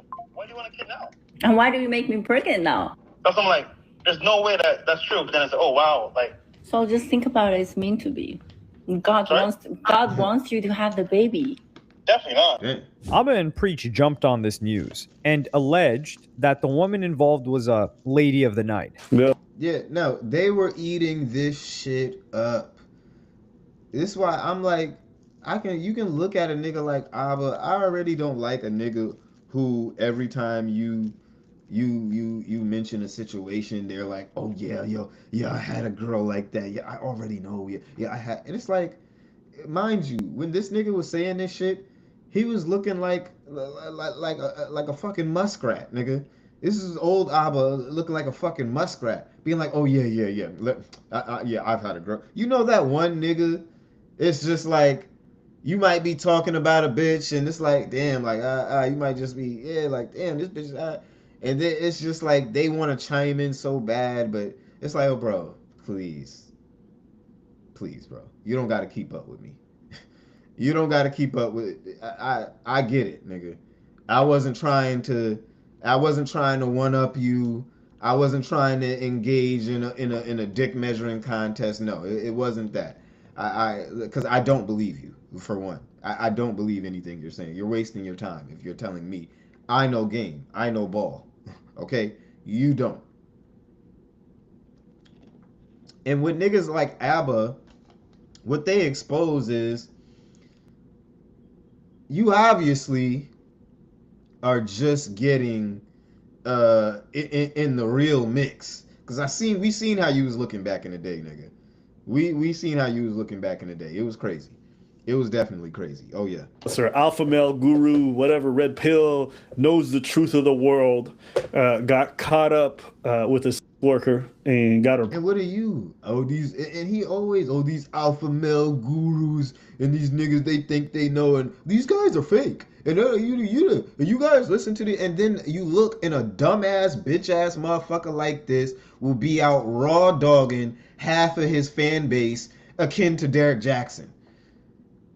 But y'all sit here and listen to bitch ass niggas like this. I can spot a pussy ass, lying ass, grifting ass, bitch ass nigga like this from a mile away. I'm telling you, I just don't. Niggas like this make my fucking ass itch. Niggas like this just make my ass itch. It's just like I can like you position yourself in a place that you think that you can talk down and give life, because I'm gonna let you know right now, I don't hold bars. I let shit be known.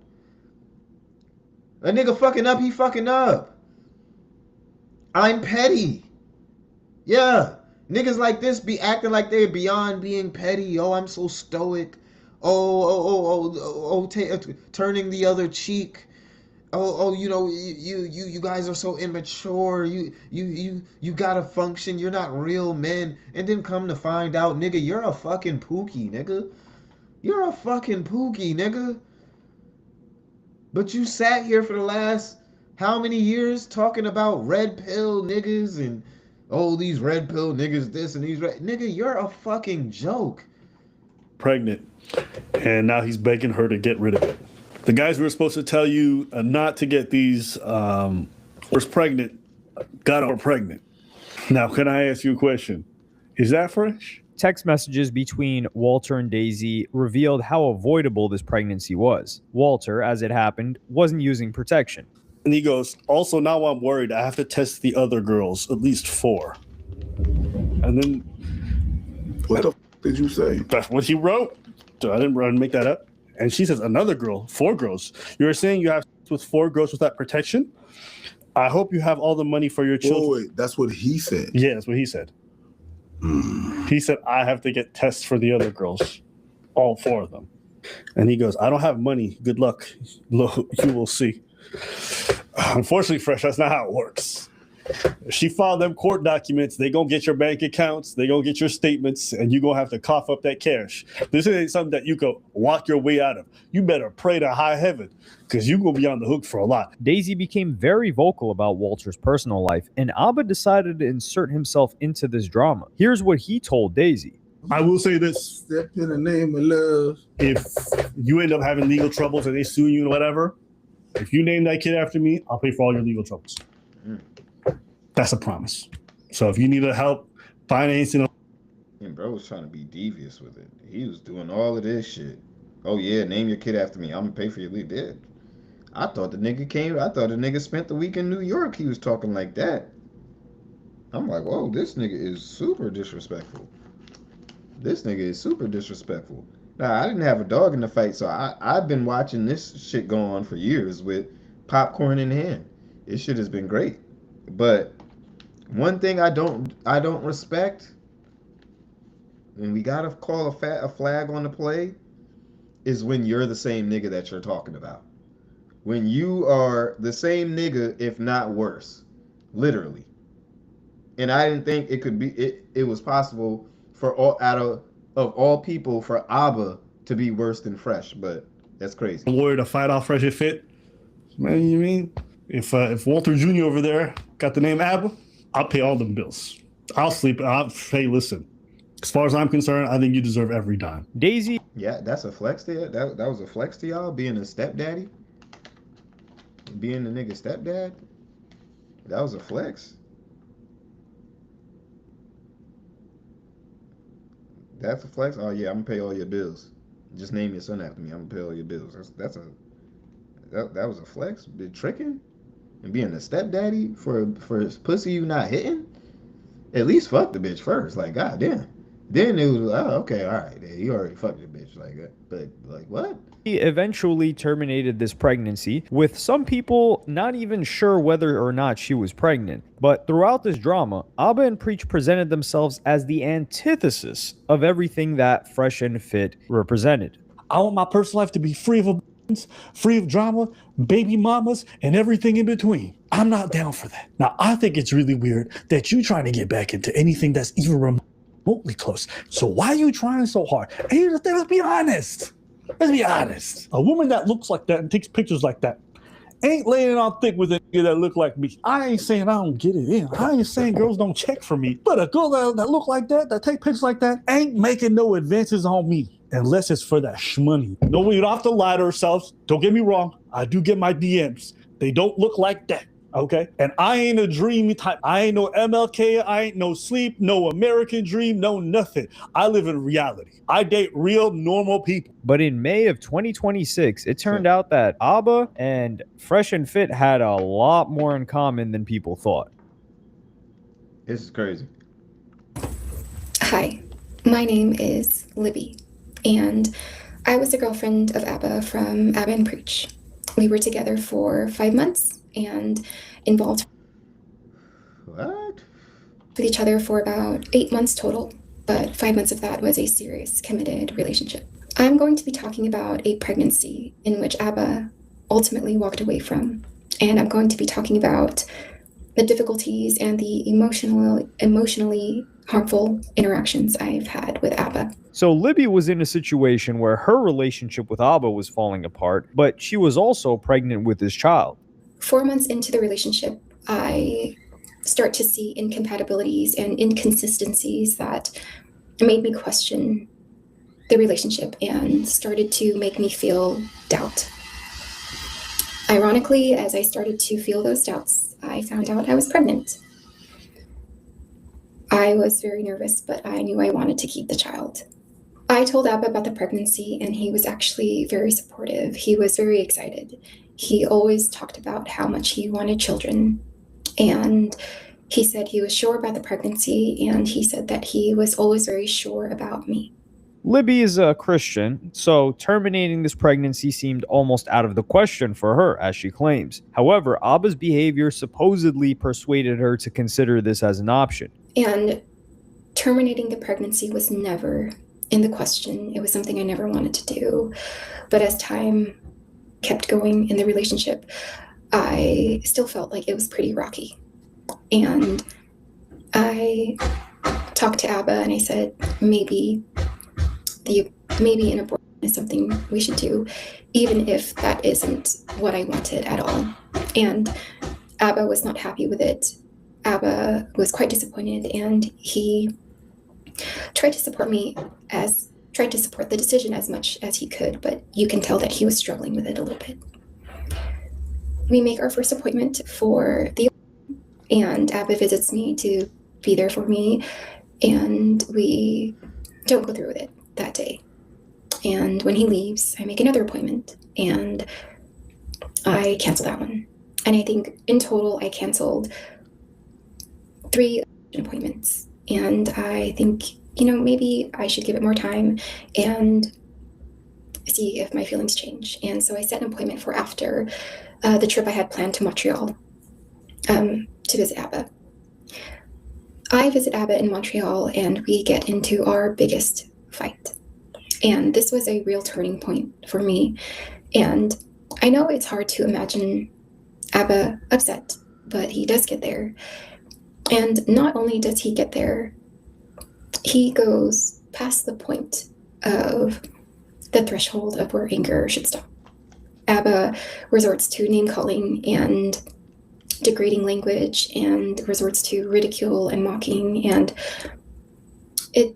it does teeter on the emotionally and verbal side. Libby then came to the conclusion that instead of terminating the pregnancy, she should terminate her relationship with Abba. After that trip, I realized that I always wanted to keep the child, and it was the relationship that needed to be looked at.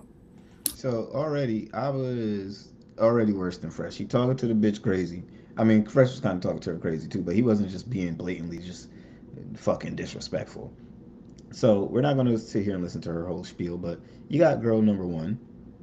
Abba responds. Until about 2.5 years ago. So 2.5 years ago, I went to the doctor, and essentially, I won't get into the long gist of the conversation. business. But the doctor kind of told me like, hey, listen, your sperm count's mad low. I don't think you have kids. So in my head, I'm like, I can get a vasectomy. That's like kind of good news, but I wanted kids. Maybe I didn't know. But part of me was like, maybe I won't. Abba then spoke about all of the indecision and ambiguity surrounding the pregnancy and how this affected his mental well-being. A week goes by, and all of a sudden, I start getting messages from her on a regular basis of her feeling unsure. And the whole time, I'm being incredibly supportive. Don't worry, guys, I'm going to show evidence of this. But for me, it's very tough because from that point on, and for the next 2.5 months, she flip-flopped between I'm not sure and I'm not going to have the child. So she didn't want me there for the abortion. I flew down anyways. And the night before the abortion, she was talking to me. She was like, we can have more kids in the future. And I'm like, right before you're going to go end this, that's what you want to comfort me with? So I'm like, just stop. It's okay. I'm not here to be a sour pout. I'm not pouting. It's okay. Let's just go through with this. I wake up in the morning and she canceled the abortion. So this is like the 9th time already that she's changed her mind between having it or not having it. And I can't stress this to you guys enough, how debilitating and mentally breaking it is to have to deal with somebody changing their mind. This played into some of the aggressive and claiming to be rude behavior he displayed towards Libby. He also claimed that Libby would start fights and then play innocent. But to be involved with somebody you can't walk away from and they push your buttons and then you say something and they act like they never did nothing. Abba also disputed the idea that he wanted nothing to do with the baby. She texts me and she goes, you're out of the pregnancy. I'm going to handle this by yourself since you haven't messaged me back. You're out. So first off, I'm like, since when do you want to keep this thing? 1, 2, what do you mean you cutting me out? Like, so I text her very calmly. I'm like, yo, call me. She don't do that. She starts going off and then I calm her down. We get on a call. We start smoothing things over. But now my anxiety is a bit up because I'm like, this woman is going willy-nilly say I'm not in it anymore, which is a crazy thing to experience. And while Abba was accused of being emotionally harmful, Abba claimed that Libby did something that is often considered emotionally harmful as well. Libby had apparently threatened to harm herself if he broke up with her. So you guys can see these messages. I can't explain to people what it's like to be in this scenario. Yeah, let's get into girl number 2. I listened to the story and it's like, oh, you got an abortion and you were blocked. So I was like, oh, I also got an and I was blocked. Stephanie's a woman who's from and lives in Switzerland and has been having an on and off situationship with Abba for years. According to her, she had an abortion with Abba's child in January of 2023. So Abba, somebody who claimed that he had a low sperm count, surprisingly has been able to get 2 women pregnant, which happened before the doctor told him about his infertility. Abba had presumably hoped that these 2 women would never meet, but now, due to the internet, they were speaking to each other and sharing eerily similar stories. So you have to imagine I'm just on vacation, just chilling, and And these guys, this is why they're so incredibly private, and this is why, he said it, and it was a sentiment that I shared as well. You can't trust these people who want to speak so much moral spirituality and consciousness into you, and you don't know shit about them. When you ask them about themselves, oh, I'm a private person. See, this is why I don't put my business on the internet, because fuck all that, nigga. Because you got all of these experiences and experience, but you don't want to show the work. You don't want to show the bitches you've been dealing with. Because if we get into the bitches that you've been dealing with and how you really look and shit, nigga, ugh. So let's just keep it a buck. And then you were saying that you knew if a bitch was that beautiful, you knew she was there for money? And you didn't know that you would be having a hard time with these women? Come on, man. I can't take these hypocrites, bro. Thought it was so crazy how he would get me pregnant, and he knew at this point he could get children, and then he would continue on and just get another person pregnant, also apparently not knowing he can get people pregnant. Yeah, he told me that too. He said that he had a low sperm count. In his stream, he said that he just found out like 2 years ago that he had low sperm count. And I guess that's not true. He lied on his stream about that, and he obviously, he told me that he can get people pregnant. He can't. That he has a low sperm count, and it's not possible. It wouldn't be possible for him to get pregnant. But I guess he got you pregnant, and then he got me pregnant, and then you saw the abortion video or his response video. It sounded so familiar because I think a theme that has been running throughout our dynamic, I guess, from 2021 to 2026 is like he'll love. Then we got girl number 3. Let's go ahead. We ain't gonna watch the whole shit, but we got girl number 3. There's no way that it's real for me, but it's not real for these other women. It just doesn't make any sense. This particular woman wanted to stay anonymous, but went by the username Blue Eyed Kiki. But me and Abba started talking March 13th, around there. March 13th. Okay. He had flown me out to Montreal.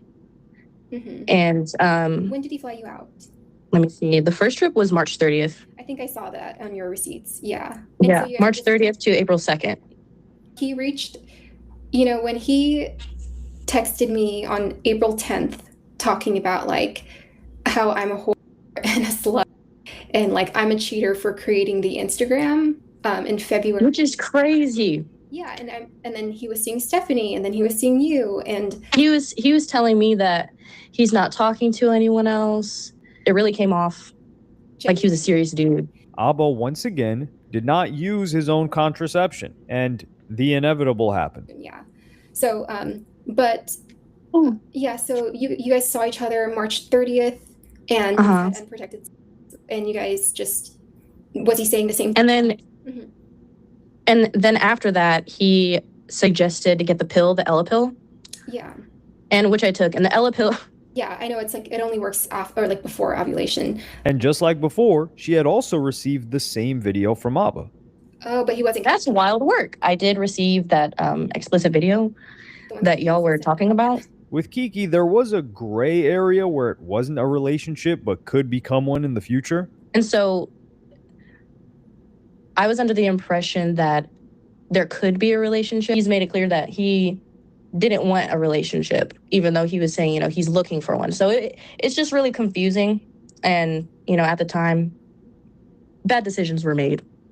Yeah. And I want to make it clear that, the fact of the matter is that it's repeated. At some point in her pregnancy, she suffered a miscarriage. And when Libby asked about this, they discussed another woman named Cassie. During this time, was Abba supportive, or he was kind of like okay with going, you guys were doing things separately, or was he already distant at this point? I think he was distant, but also supportive. I was really spiraling bad, and with the stalking and harassment on top of everything else, who was stalking and harassing you, though? I don't even know. There's this individual that goes by the name Cassie. I don't know if it's a man or a woman. Yes. So, but so they have been messaging. Stephanie, there's a pinned one which reads, I'm a S worker named Azria Amazon. I did an interview with him years ago. He wanted to engage with me, and he sent me his STD test without me even asking so that he can have unprotected. Mind you, during the interview, he was going on about how nothing would ever happen between us because it's not professional. Then he initiated everything behind the scenes on WhatsApp. The man is no better than Myron and Walter. At least you can see them coming from a mile away. He just likes to have unprotected with women. And we never ended up meeting, by the way. Thank God. What a POS. She also posted a comment on Kiki's interview which read, as B-ass Abba would say, let's go. I can only imagine the amount of women he has done this to. He has been this type of person from the get-go. How long has he been on this platform? Multiply that by 100 and watch how many women are going to come out about him. Like I said, I was never in love with him, but it is absolutely sickening for him to portray himself as the person he's been portraying himself as when he's worse. You can see Myron and Walter coming from a mile away, but Abba's dangerous because of his portrayal. Pretending to be somebody that he's not gave him access to women, especially younger women or women who aren't experienced. He's actually dangerous because of his kink of getting women pregnant and lying that he can't. He said himself what women have to go through to get an abortion. Meanwhile, he was inflicting this pain. This is nothing short of psychotic. He likes to inflict emotional and physical trauma. He deserves to get dragged for the rest of his life. Don't let anybody make you feel different. Once again, thank you for this. You've opened up the gateway. F him. There's also another girl from London who reached. They letting this nigga have it. They hate this nigga. Like, this is what happened when you position yourself as this can do no wrong, and you know, oh, I'm so emotionally intelligent, oh, I got control over myself. We niggas. Sometimes you just gotta let it be known that we niggas, bro. Like, this, you know what I'm saying? Sometimes you gotta get your shit off. But it's when you play and try to act like you better than the rest of us, and then shit like this happens. See, if you was a nigga who just kept it funky, my nigga, this would be another Saturday. But you play this game, this will happen to all you niggas who play this game. From ABBA to Kendrick Lamar. All of you niggas who play this game as if you have the right, as if you're in the position to tell somebody any better. You're just not. You're not. Because a lot of you niggas do the same shit and lie about it and project. A lot of niggas be on here on this app projecting for Kendrick Lamar. It's weird behavior, and this is why, I gotta point out niggas like this, because I spot this shit from a mile away. I can spot this shit from a mile away, nigga. I know game. I know ball. I know niggas who really get to it. Being one of them niggas myself. And the shit he's talking, the shit he be talking, and I've watched Abba and Preach for years, don't get me wrong. It's nothing personal. But I start to look at you funny because it's like, wait, you was talking all of this shit. You saying all of these things. And I kind of already seen where this is going, because it's like, damn, nigga, what the fuck do you do? Well, where do you be at? What are the bitches you be fucking? Oh, you're a private person. But most of your content is centered around critiquing the actions and opinions of others. Okay, we'll see where that gets you. Out to Libby and wrote, "Hey there, I don't want to upset you, but I feel I should tell you something that I hope will stay between you and I. Just trying to be a girl's girl. I'm watching your YouTube video. You're talking about how Abba accused you of cheating on him because of your Instagram pics or something. You say in the YouTube video that during the month of February, you were still trying to see where things went. I was with Abba in London on the 30th of January. It wasn't a good experience. I hope you're well, and I wish you the best." And Libby has actually gone to the trouble of creating a color-coded spreadsheet showing the overlap with other girls. For many people, Abba had no way back from this. However, he did provide his own response on the Abba and Preach channel titled "Since You Asked." In this video, he spoke about some of the what he believed to be disingenuous framing of events by Libby. He showed this clip where Libby described her trip to Montreal where they had a fight and she was kicked out of the house. Didn't feel right. It didn't feel safe. He would yell. He would scream. I was pregnant in Montreal. He kicked me out. I was pregnant. I had no signal outside. I was locked out the apartment in Canada weather. But instead of kicking her out, Abba instead booked her a hotel room and an Uber ride to get there. And he had the phone call to prove it. I do want you to go. Yeah, you were trying to book a hotel. Now you're coming back pretending like you didn't want to go. So I don't need that. Leave. If you want to leave, leave. Absolutely, actually. Let me book it for you. You tripping. Yeah, you saying this. Yeah, y'all really was online. Yeah, y'all really wanted us to believe that these bitches was online looking at a nigga looking like this. Looking at this nigga. Thinking, oh yeah, I want him to have my kids. But this nigga is crazy, bro.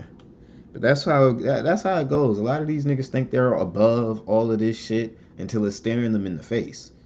A lot of niggas act like things are above. They are above certain vices and certain things until they have real access to those things.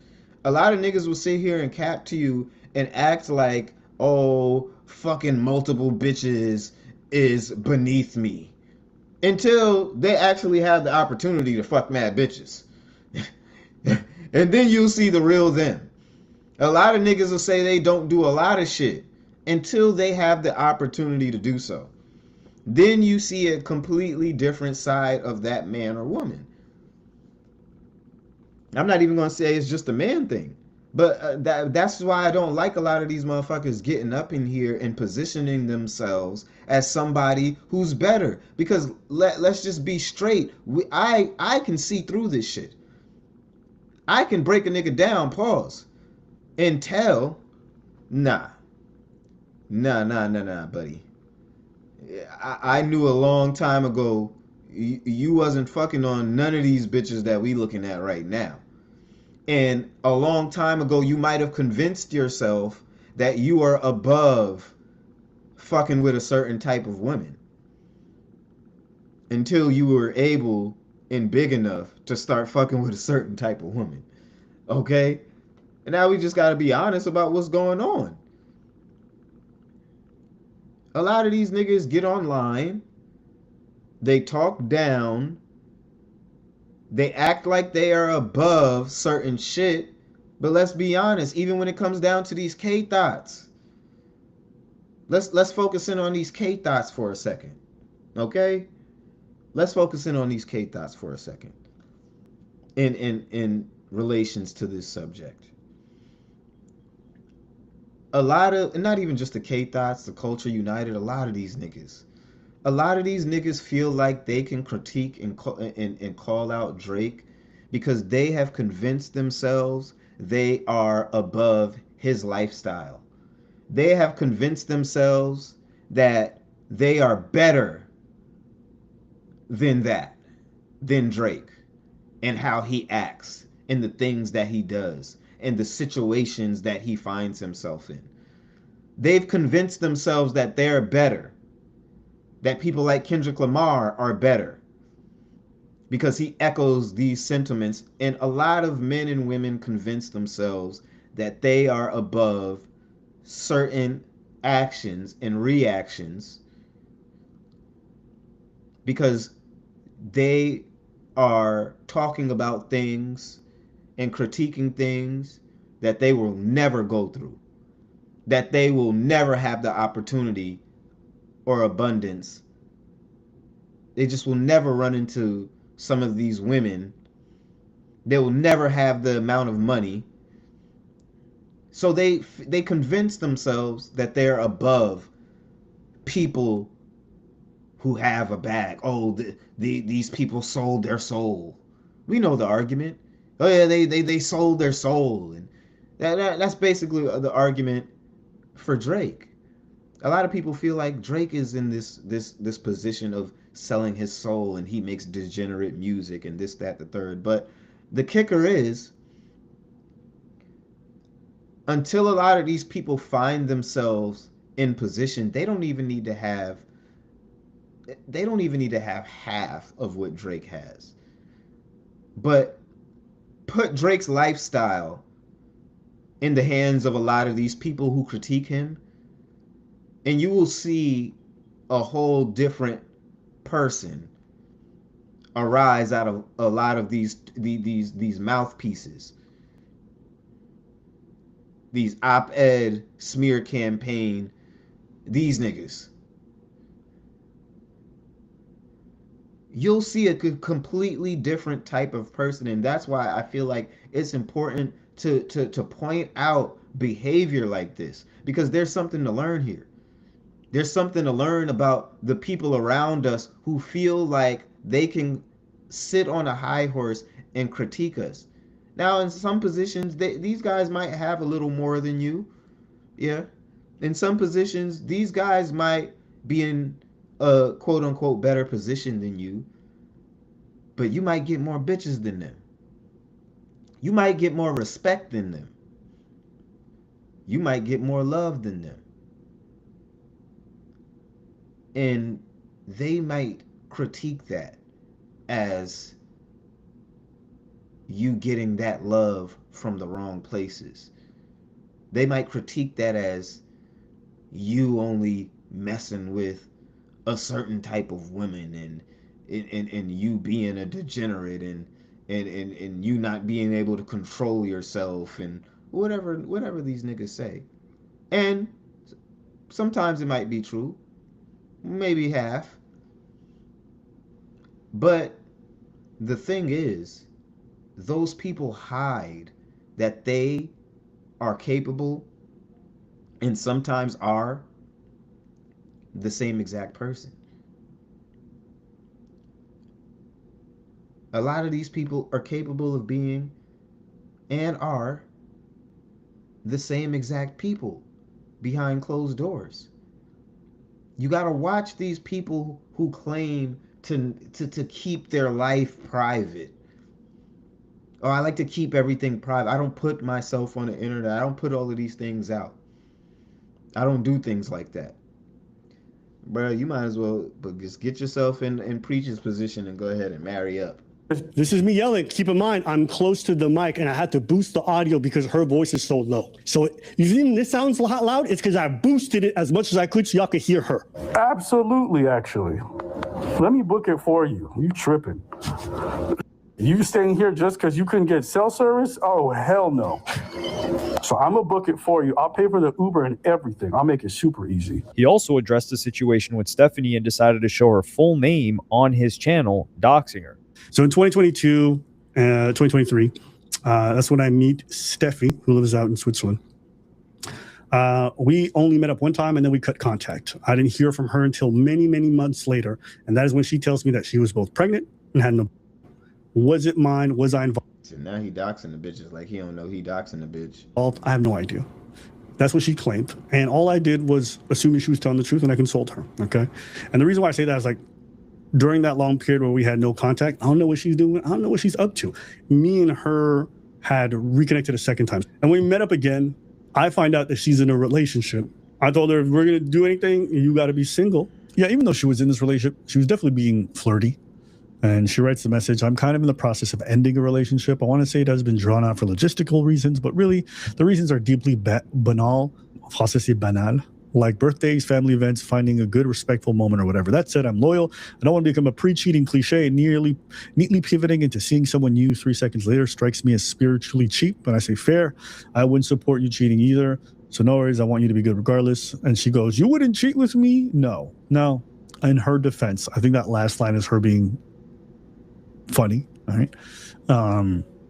But yeah, she was definitely being flirtatious. She sent me a picture of him and her together, which I thought was so odd, considering that we'd already been involved in the past, me and her before. So, kudos to her, I guess.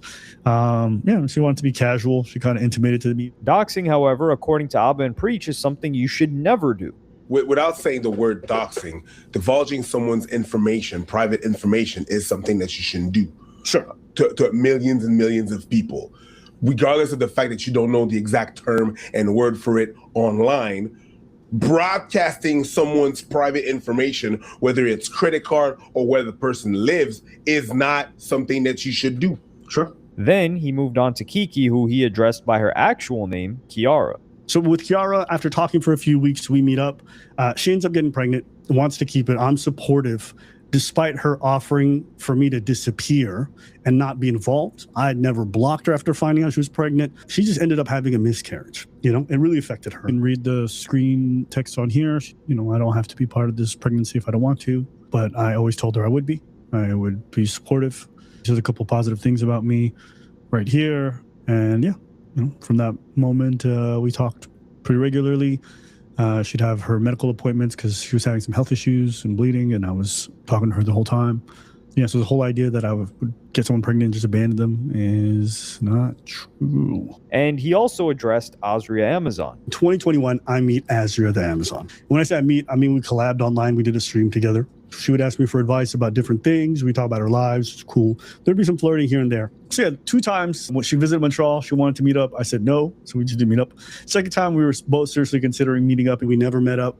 Nothing happened between us. Early on, she tried visiting Montreal, and I'm actually coming tomorrow morning. What area are you in? You can ignore me. And I said, I will. Don't worry. Now, might seem harsh, but we're joking. So now we're in the final act, okay? Here's what happens. She's obviously wanting things, and I go, and then she replies to me with something that's really weird. She says, I could have easily f***ed you over and said you brought me on your show just to f*** me. Mind you, we never met up once. We didn't share nudes, nothing. And I was like, oh, this went left real quick. And she goes, I didn't go left at all. I'm like, you've been saying this is just light and not serious at all forever, which she did. She would say this very often. In my head, I'm like, well, why would you threaten to blackmail me? And so I said to her, no, this is weird. Please don't be texting me going forward. I prefer it. Yeah, just cut contact, and I haven't spoken to her since, even though since then she's contacted me a few times or tried to. Lady, we never met up. Nothing happened between us. And there's a twinge of accountability towards the end, but he just says he deserves L's. Look, if you want to say I deserve L's for not using protection, sure, absolutely. If you want to say I was an L for staying and engaging that toxic relationship with Libby, sure. You want to say I need an L for playing fast and loose in these streets, not an issue. But a lot of this other stuff is just make-believe. And for me, for the medical stuff, because I think a lot of people are asking, like, was that just a lie, Abba? How about being an L for being a fucking hypocrite? How about now you get off your fucking moral high horse and you stop all that bullshit you be talking, nigga? Like, we just gotta keep it. We just gotta keep it a buck. Destiny. But Destiny exposed in 2025, a woman Okay. by the name of Lauren called out Destiny for recording them being intimate without her knowledge and sharing this footage behind the scenes with other people. Abba responded to this controversy with a video that has aged quite poorly. This is a fairly serious matter, and people wanted to hear my opinions. And I'll be honest with you, for all the bad things that are happening to Destiny, I don't feel bad.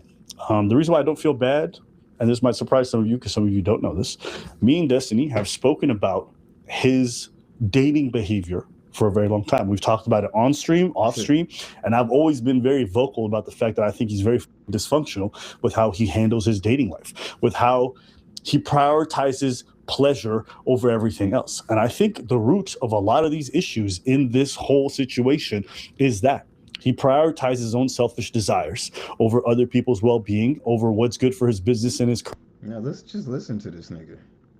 Like, who the fuck? This is why I asked these niggas, who the fuck are y'all? Who the fuck are you to talk to me? That's why in a lot of these situations, you gotta ask this question, because it'll be a nigga like this talking to a camera, talking down to you as if he knows or does any better than you, and he'll have the world fooled. He'll have everybody hook, line, and sinker. But this bitch ass nigga is the same as any one of us. You not better than us, nigga. The fuck? You like fucking bitches just like the rest of us. And if you could get away with fucking bitches indiscriminately and as many as you want, without anybody judging you for it, you as Fresh and Fit have said in the past, that's what you tried to do, nigga. That's what you did. That's why it's disingenuous. That's why it's more than just, hey, yeah, give me my L. No, nigga, you a fucking hypocrite. You a lying ass bitch. Let's just keep it a stack, nigga. We can't respect that. Career, and now it's costing him more. It cost him already some things in the past, and he's always been very much in denial about how it affects him negatively, and now it's costing him even more. And I'm, to this day, not entirely sure if he's ready to really acknowledge the impact it has on him. Lauren sued Destiny for revenge, and something very interesting happened during the discovery stage, which is when both sides have to share all of the evidence available. At some point, I found out that, it was after Lauren gave me her discovery, that she had some super sussy baka messages with ABBA, and then I started to figure out these motherfuckers were probably hooking up. And like the fact that was happening, well, this is out here publicly now with all this other girl drama, and then he's like, and the fact that he has like the reputation of being like the calm, cool, super like above board on everything, and I'm like, you motherfucker. One of the biggest questions surrounding this drama is just how much his good friend Preach knew about this. Damn, I didn't even know all of that. Nice. So not only that, you a dirty macking nigga. You a dirty macking nigga. Oh man, you over here, you're fucking your friend's wife, and he over here divorcing. So you one of those weird ass niggas. God damn. However, according to Preach, they're not even friends. I don't know what's going on with y'all. Oh, I have his baby and everything and stuff. Something that he hasn't even told me. So if he hasn't told me that, I'm not his friend. So I don't have the relationship you think we do. That being said, he seemed to be willfully ignorant about Abba's lifestyle. I don't even know any of the exes that Abba. I've never seen them.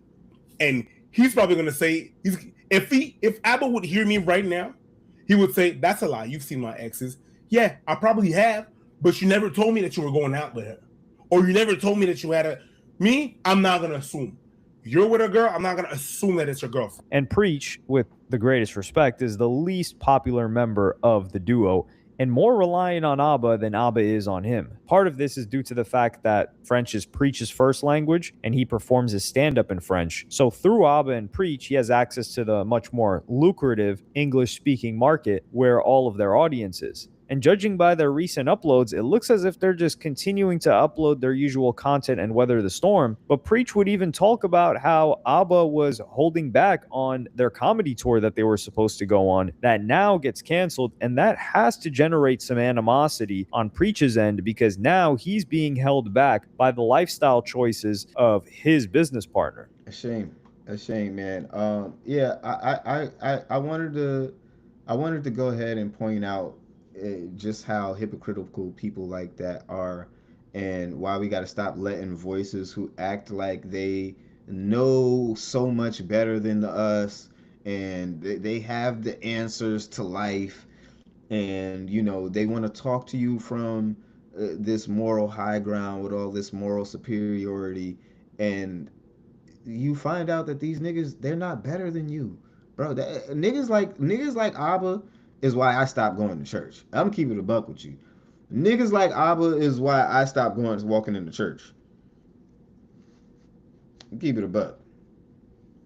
And it's because of niggas like this. I don't like hypocrites, bro. I don't like a nigga who says say as I do, or not even say do as I say and not as I do, because at least you're admitting that you do it. But I can't respect a nigga who is telling me, oh, you shouldn't do that, and this is how a man should live, and this is how you should be, and what you're doing is completely wrong, and I can't respect what you're doing. And look how he was talking about Destiny. This nigga's a fucking clown, bro. We're dealing with a clown here. So we can't listen to niggas like that. We can't take niggas like this as credible sources. And for what it's worth, for everything that they've put Fresh and Fit through, they deserve everything that Fresh and Fit is about to do to them. So if Fresh and Fit want to ride on them for the rest of their life, which they was probably going to do anyway, then so be it. It's warranted at this point. And you gotta you gotta make the bed you lied in. So or you gotta lie in the bed that you made. So it is what it is, brother. I can't give you no sympathy points. I have no sympathy for you. You did this to yourself, and hopefully we can again take something from this and learn that these people talking down on us, these people talking down about our lifestyle, the people we listen to, the music we prefer to listen to, we need to start breaking them down and start pulling their receipts and looking back at these people and being like, whoa, hold on. Are you even qualified to talk to me? Are you qualified to talk to me? Are you living better than me? Are you married? Are you living a better life that you can give me some pointers and you can no? Okay, then I need you to shut the fuck up. Okay, and it's simple. We just start telling niggas like that. We just tell them like that. Just shut the fuck up. You're not qualified to talk to me in that way. And I tell people this all the time. I've been doing it for years. Trust me. That's been my thing for years. You can't have less than me or be in a more fucked up position than me telling me and giving me any advice about anything. About anything. I don't want to fucking hear it. I don't want to hear it. You can be 40, 50, 60. If I got more money than you, if I'm living better than you, if I got more sense than you, nigga, you can't tell me shit. You can't tell me a goddamn thing. So I prefer you just keep your conversation somewhere the fuck else. But that is what it is. That's all I got for you guys tonight. I appreciate you guys for stopping through. This has been the Doja Room with your boy Dope Boy Diesel. And real quick, before you guys leave on out of here, just make sure that you're following me on all platforms, especially on X. Okay, that's the hub. That's where you can keep up with most of the things that I got going on and that I'm doing. So appreciate you guys for rocking with us on X, and rocking with us on all the other platforms that you guys are rocking with us on. Okay, so make sure you hit me with a follow on there. If you're watching on YouTube, hit that bell notification. If you're watching on Kick, hit that bell notification. Make sure that you're locked in and that that you're following the Doja Room, okay? So that you can be updated every time we go live and post content. And if you're following me on X, you'll get some extra content in the form of my articles and other short bites of clips that I might not necessarily post on YouTube or other platforms like that, just because things are a little bit more lax on X and they are encouraging more videos right now. Okay, so make sure you're locked in with me. I appreciate you guys for stopping into the Doja Room. To all my stoners, hippies, and hip-hop enthusiasts, it's been a pleasure, and I'm pretty sure I'll be back in here tomorrow with you guys to talk more Iceman, to talk more hip-hop, and whatever other topics we got to discuss. Okay, thank you for rocking with me again, and I'm out. Let's get it. Yeah. Hey, this that special sauce. Spill that drip, I wipe it off. $1 million worth of game. Can't feel that I work too hard. Poetry all in these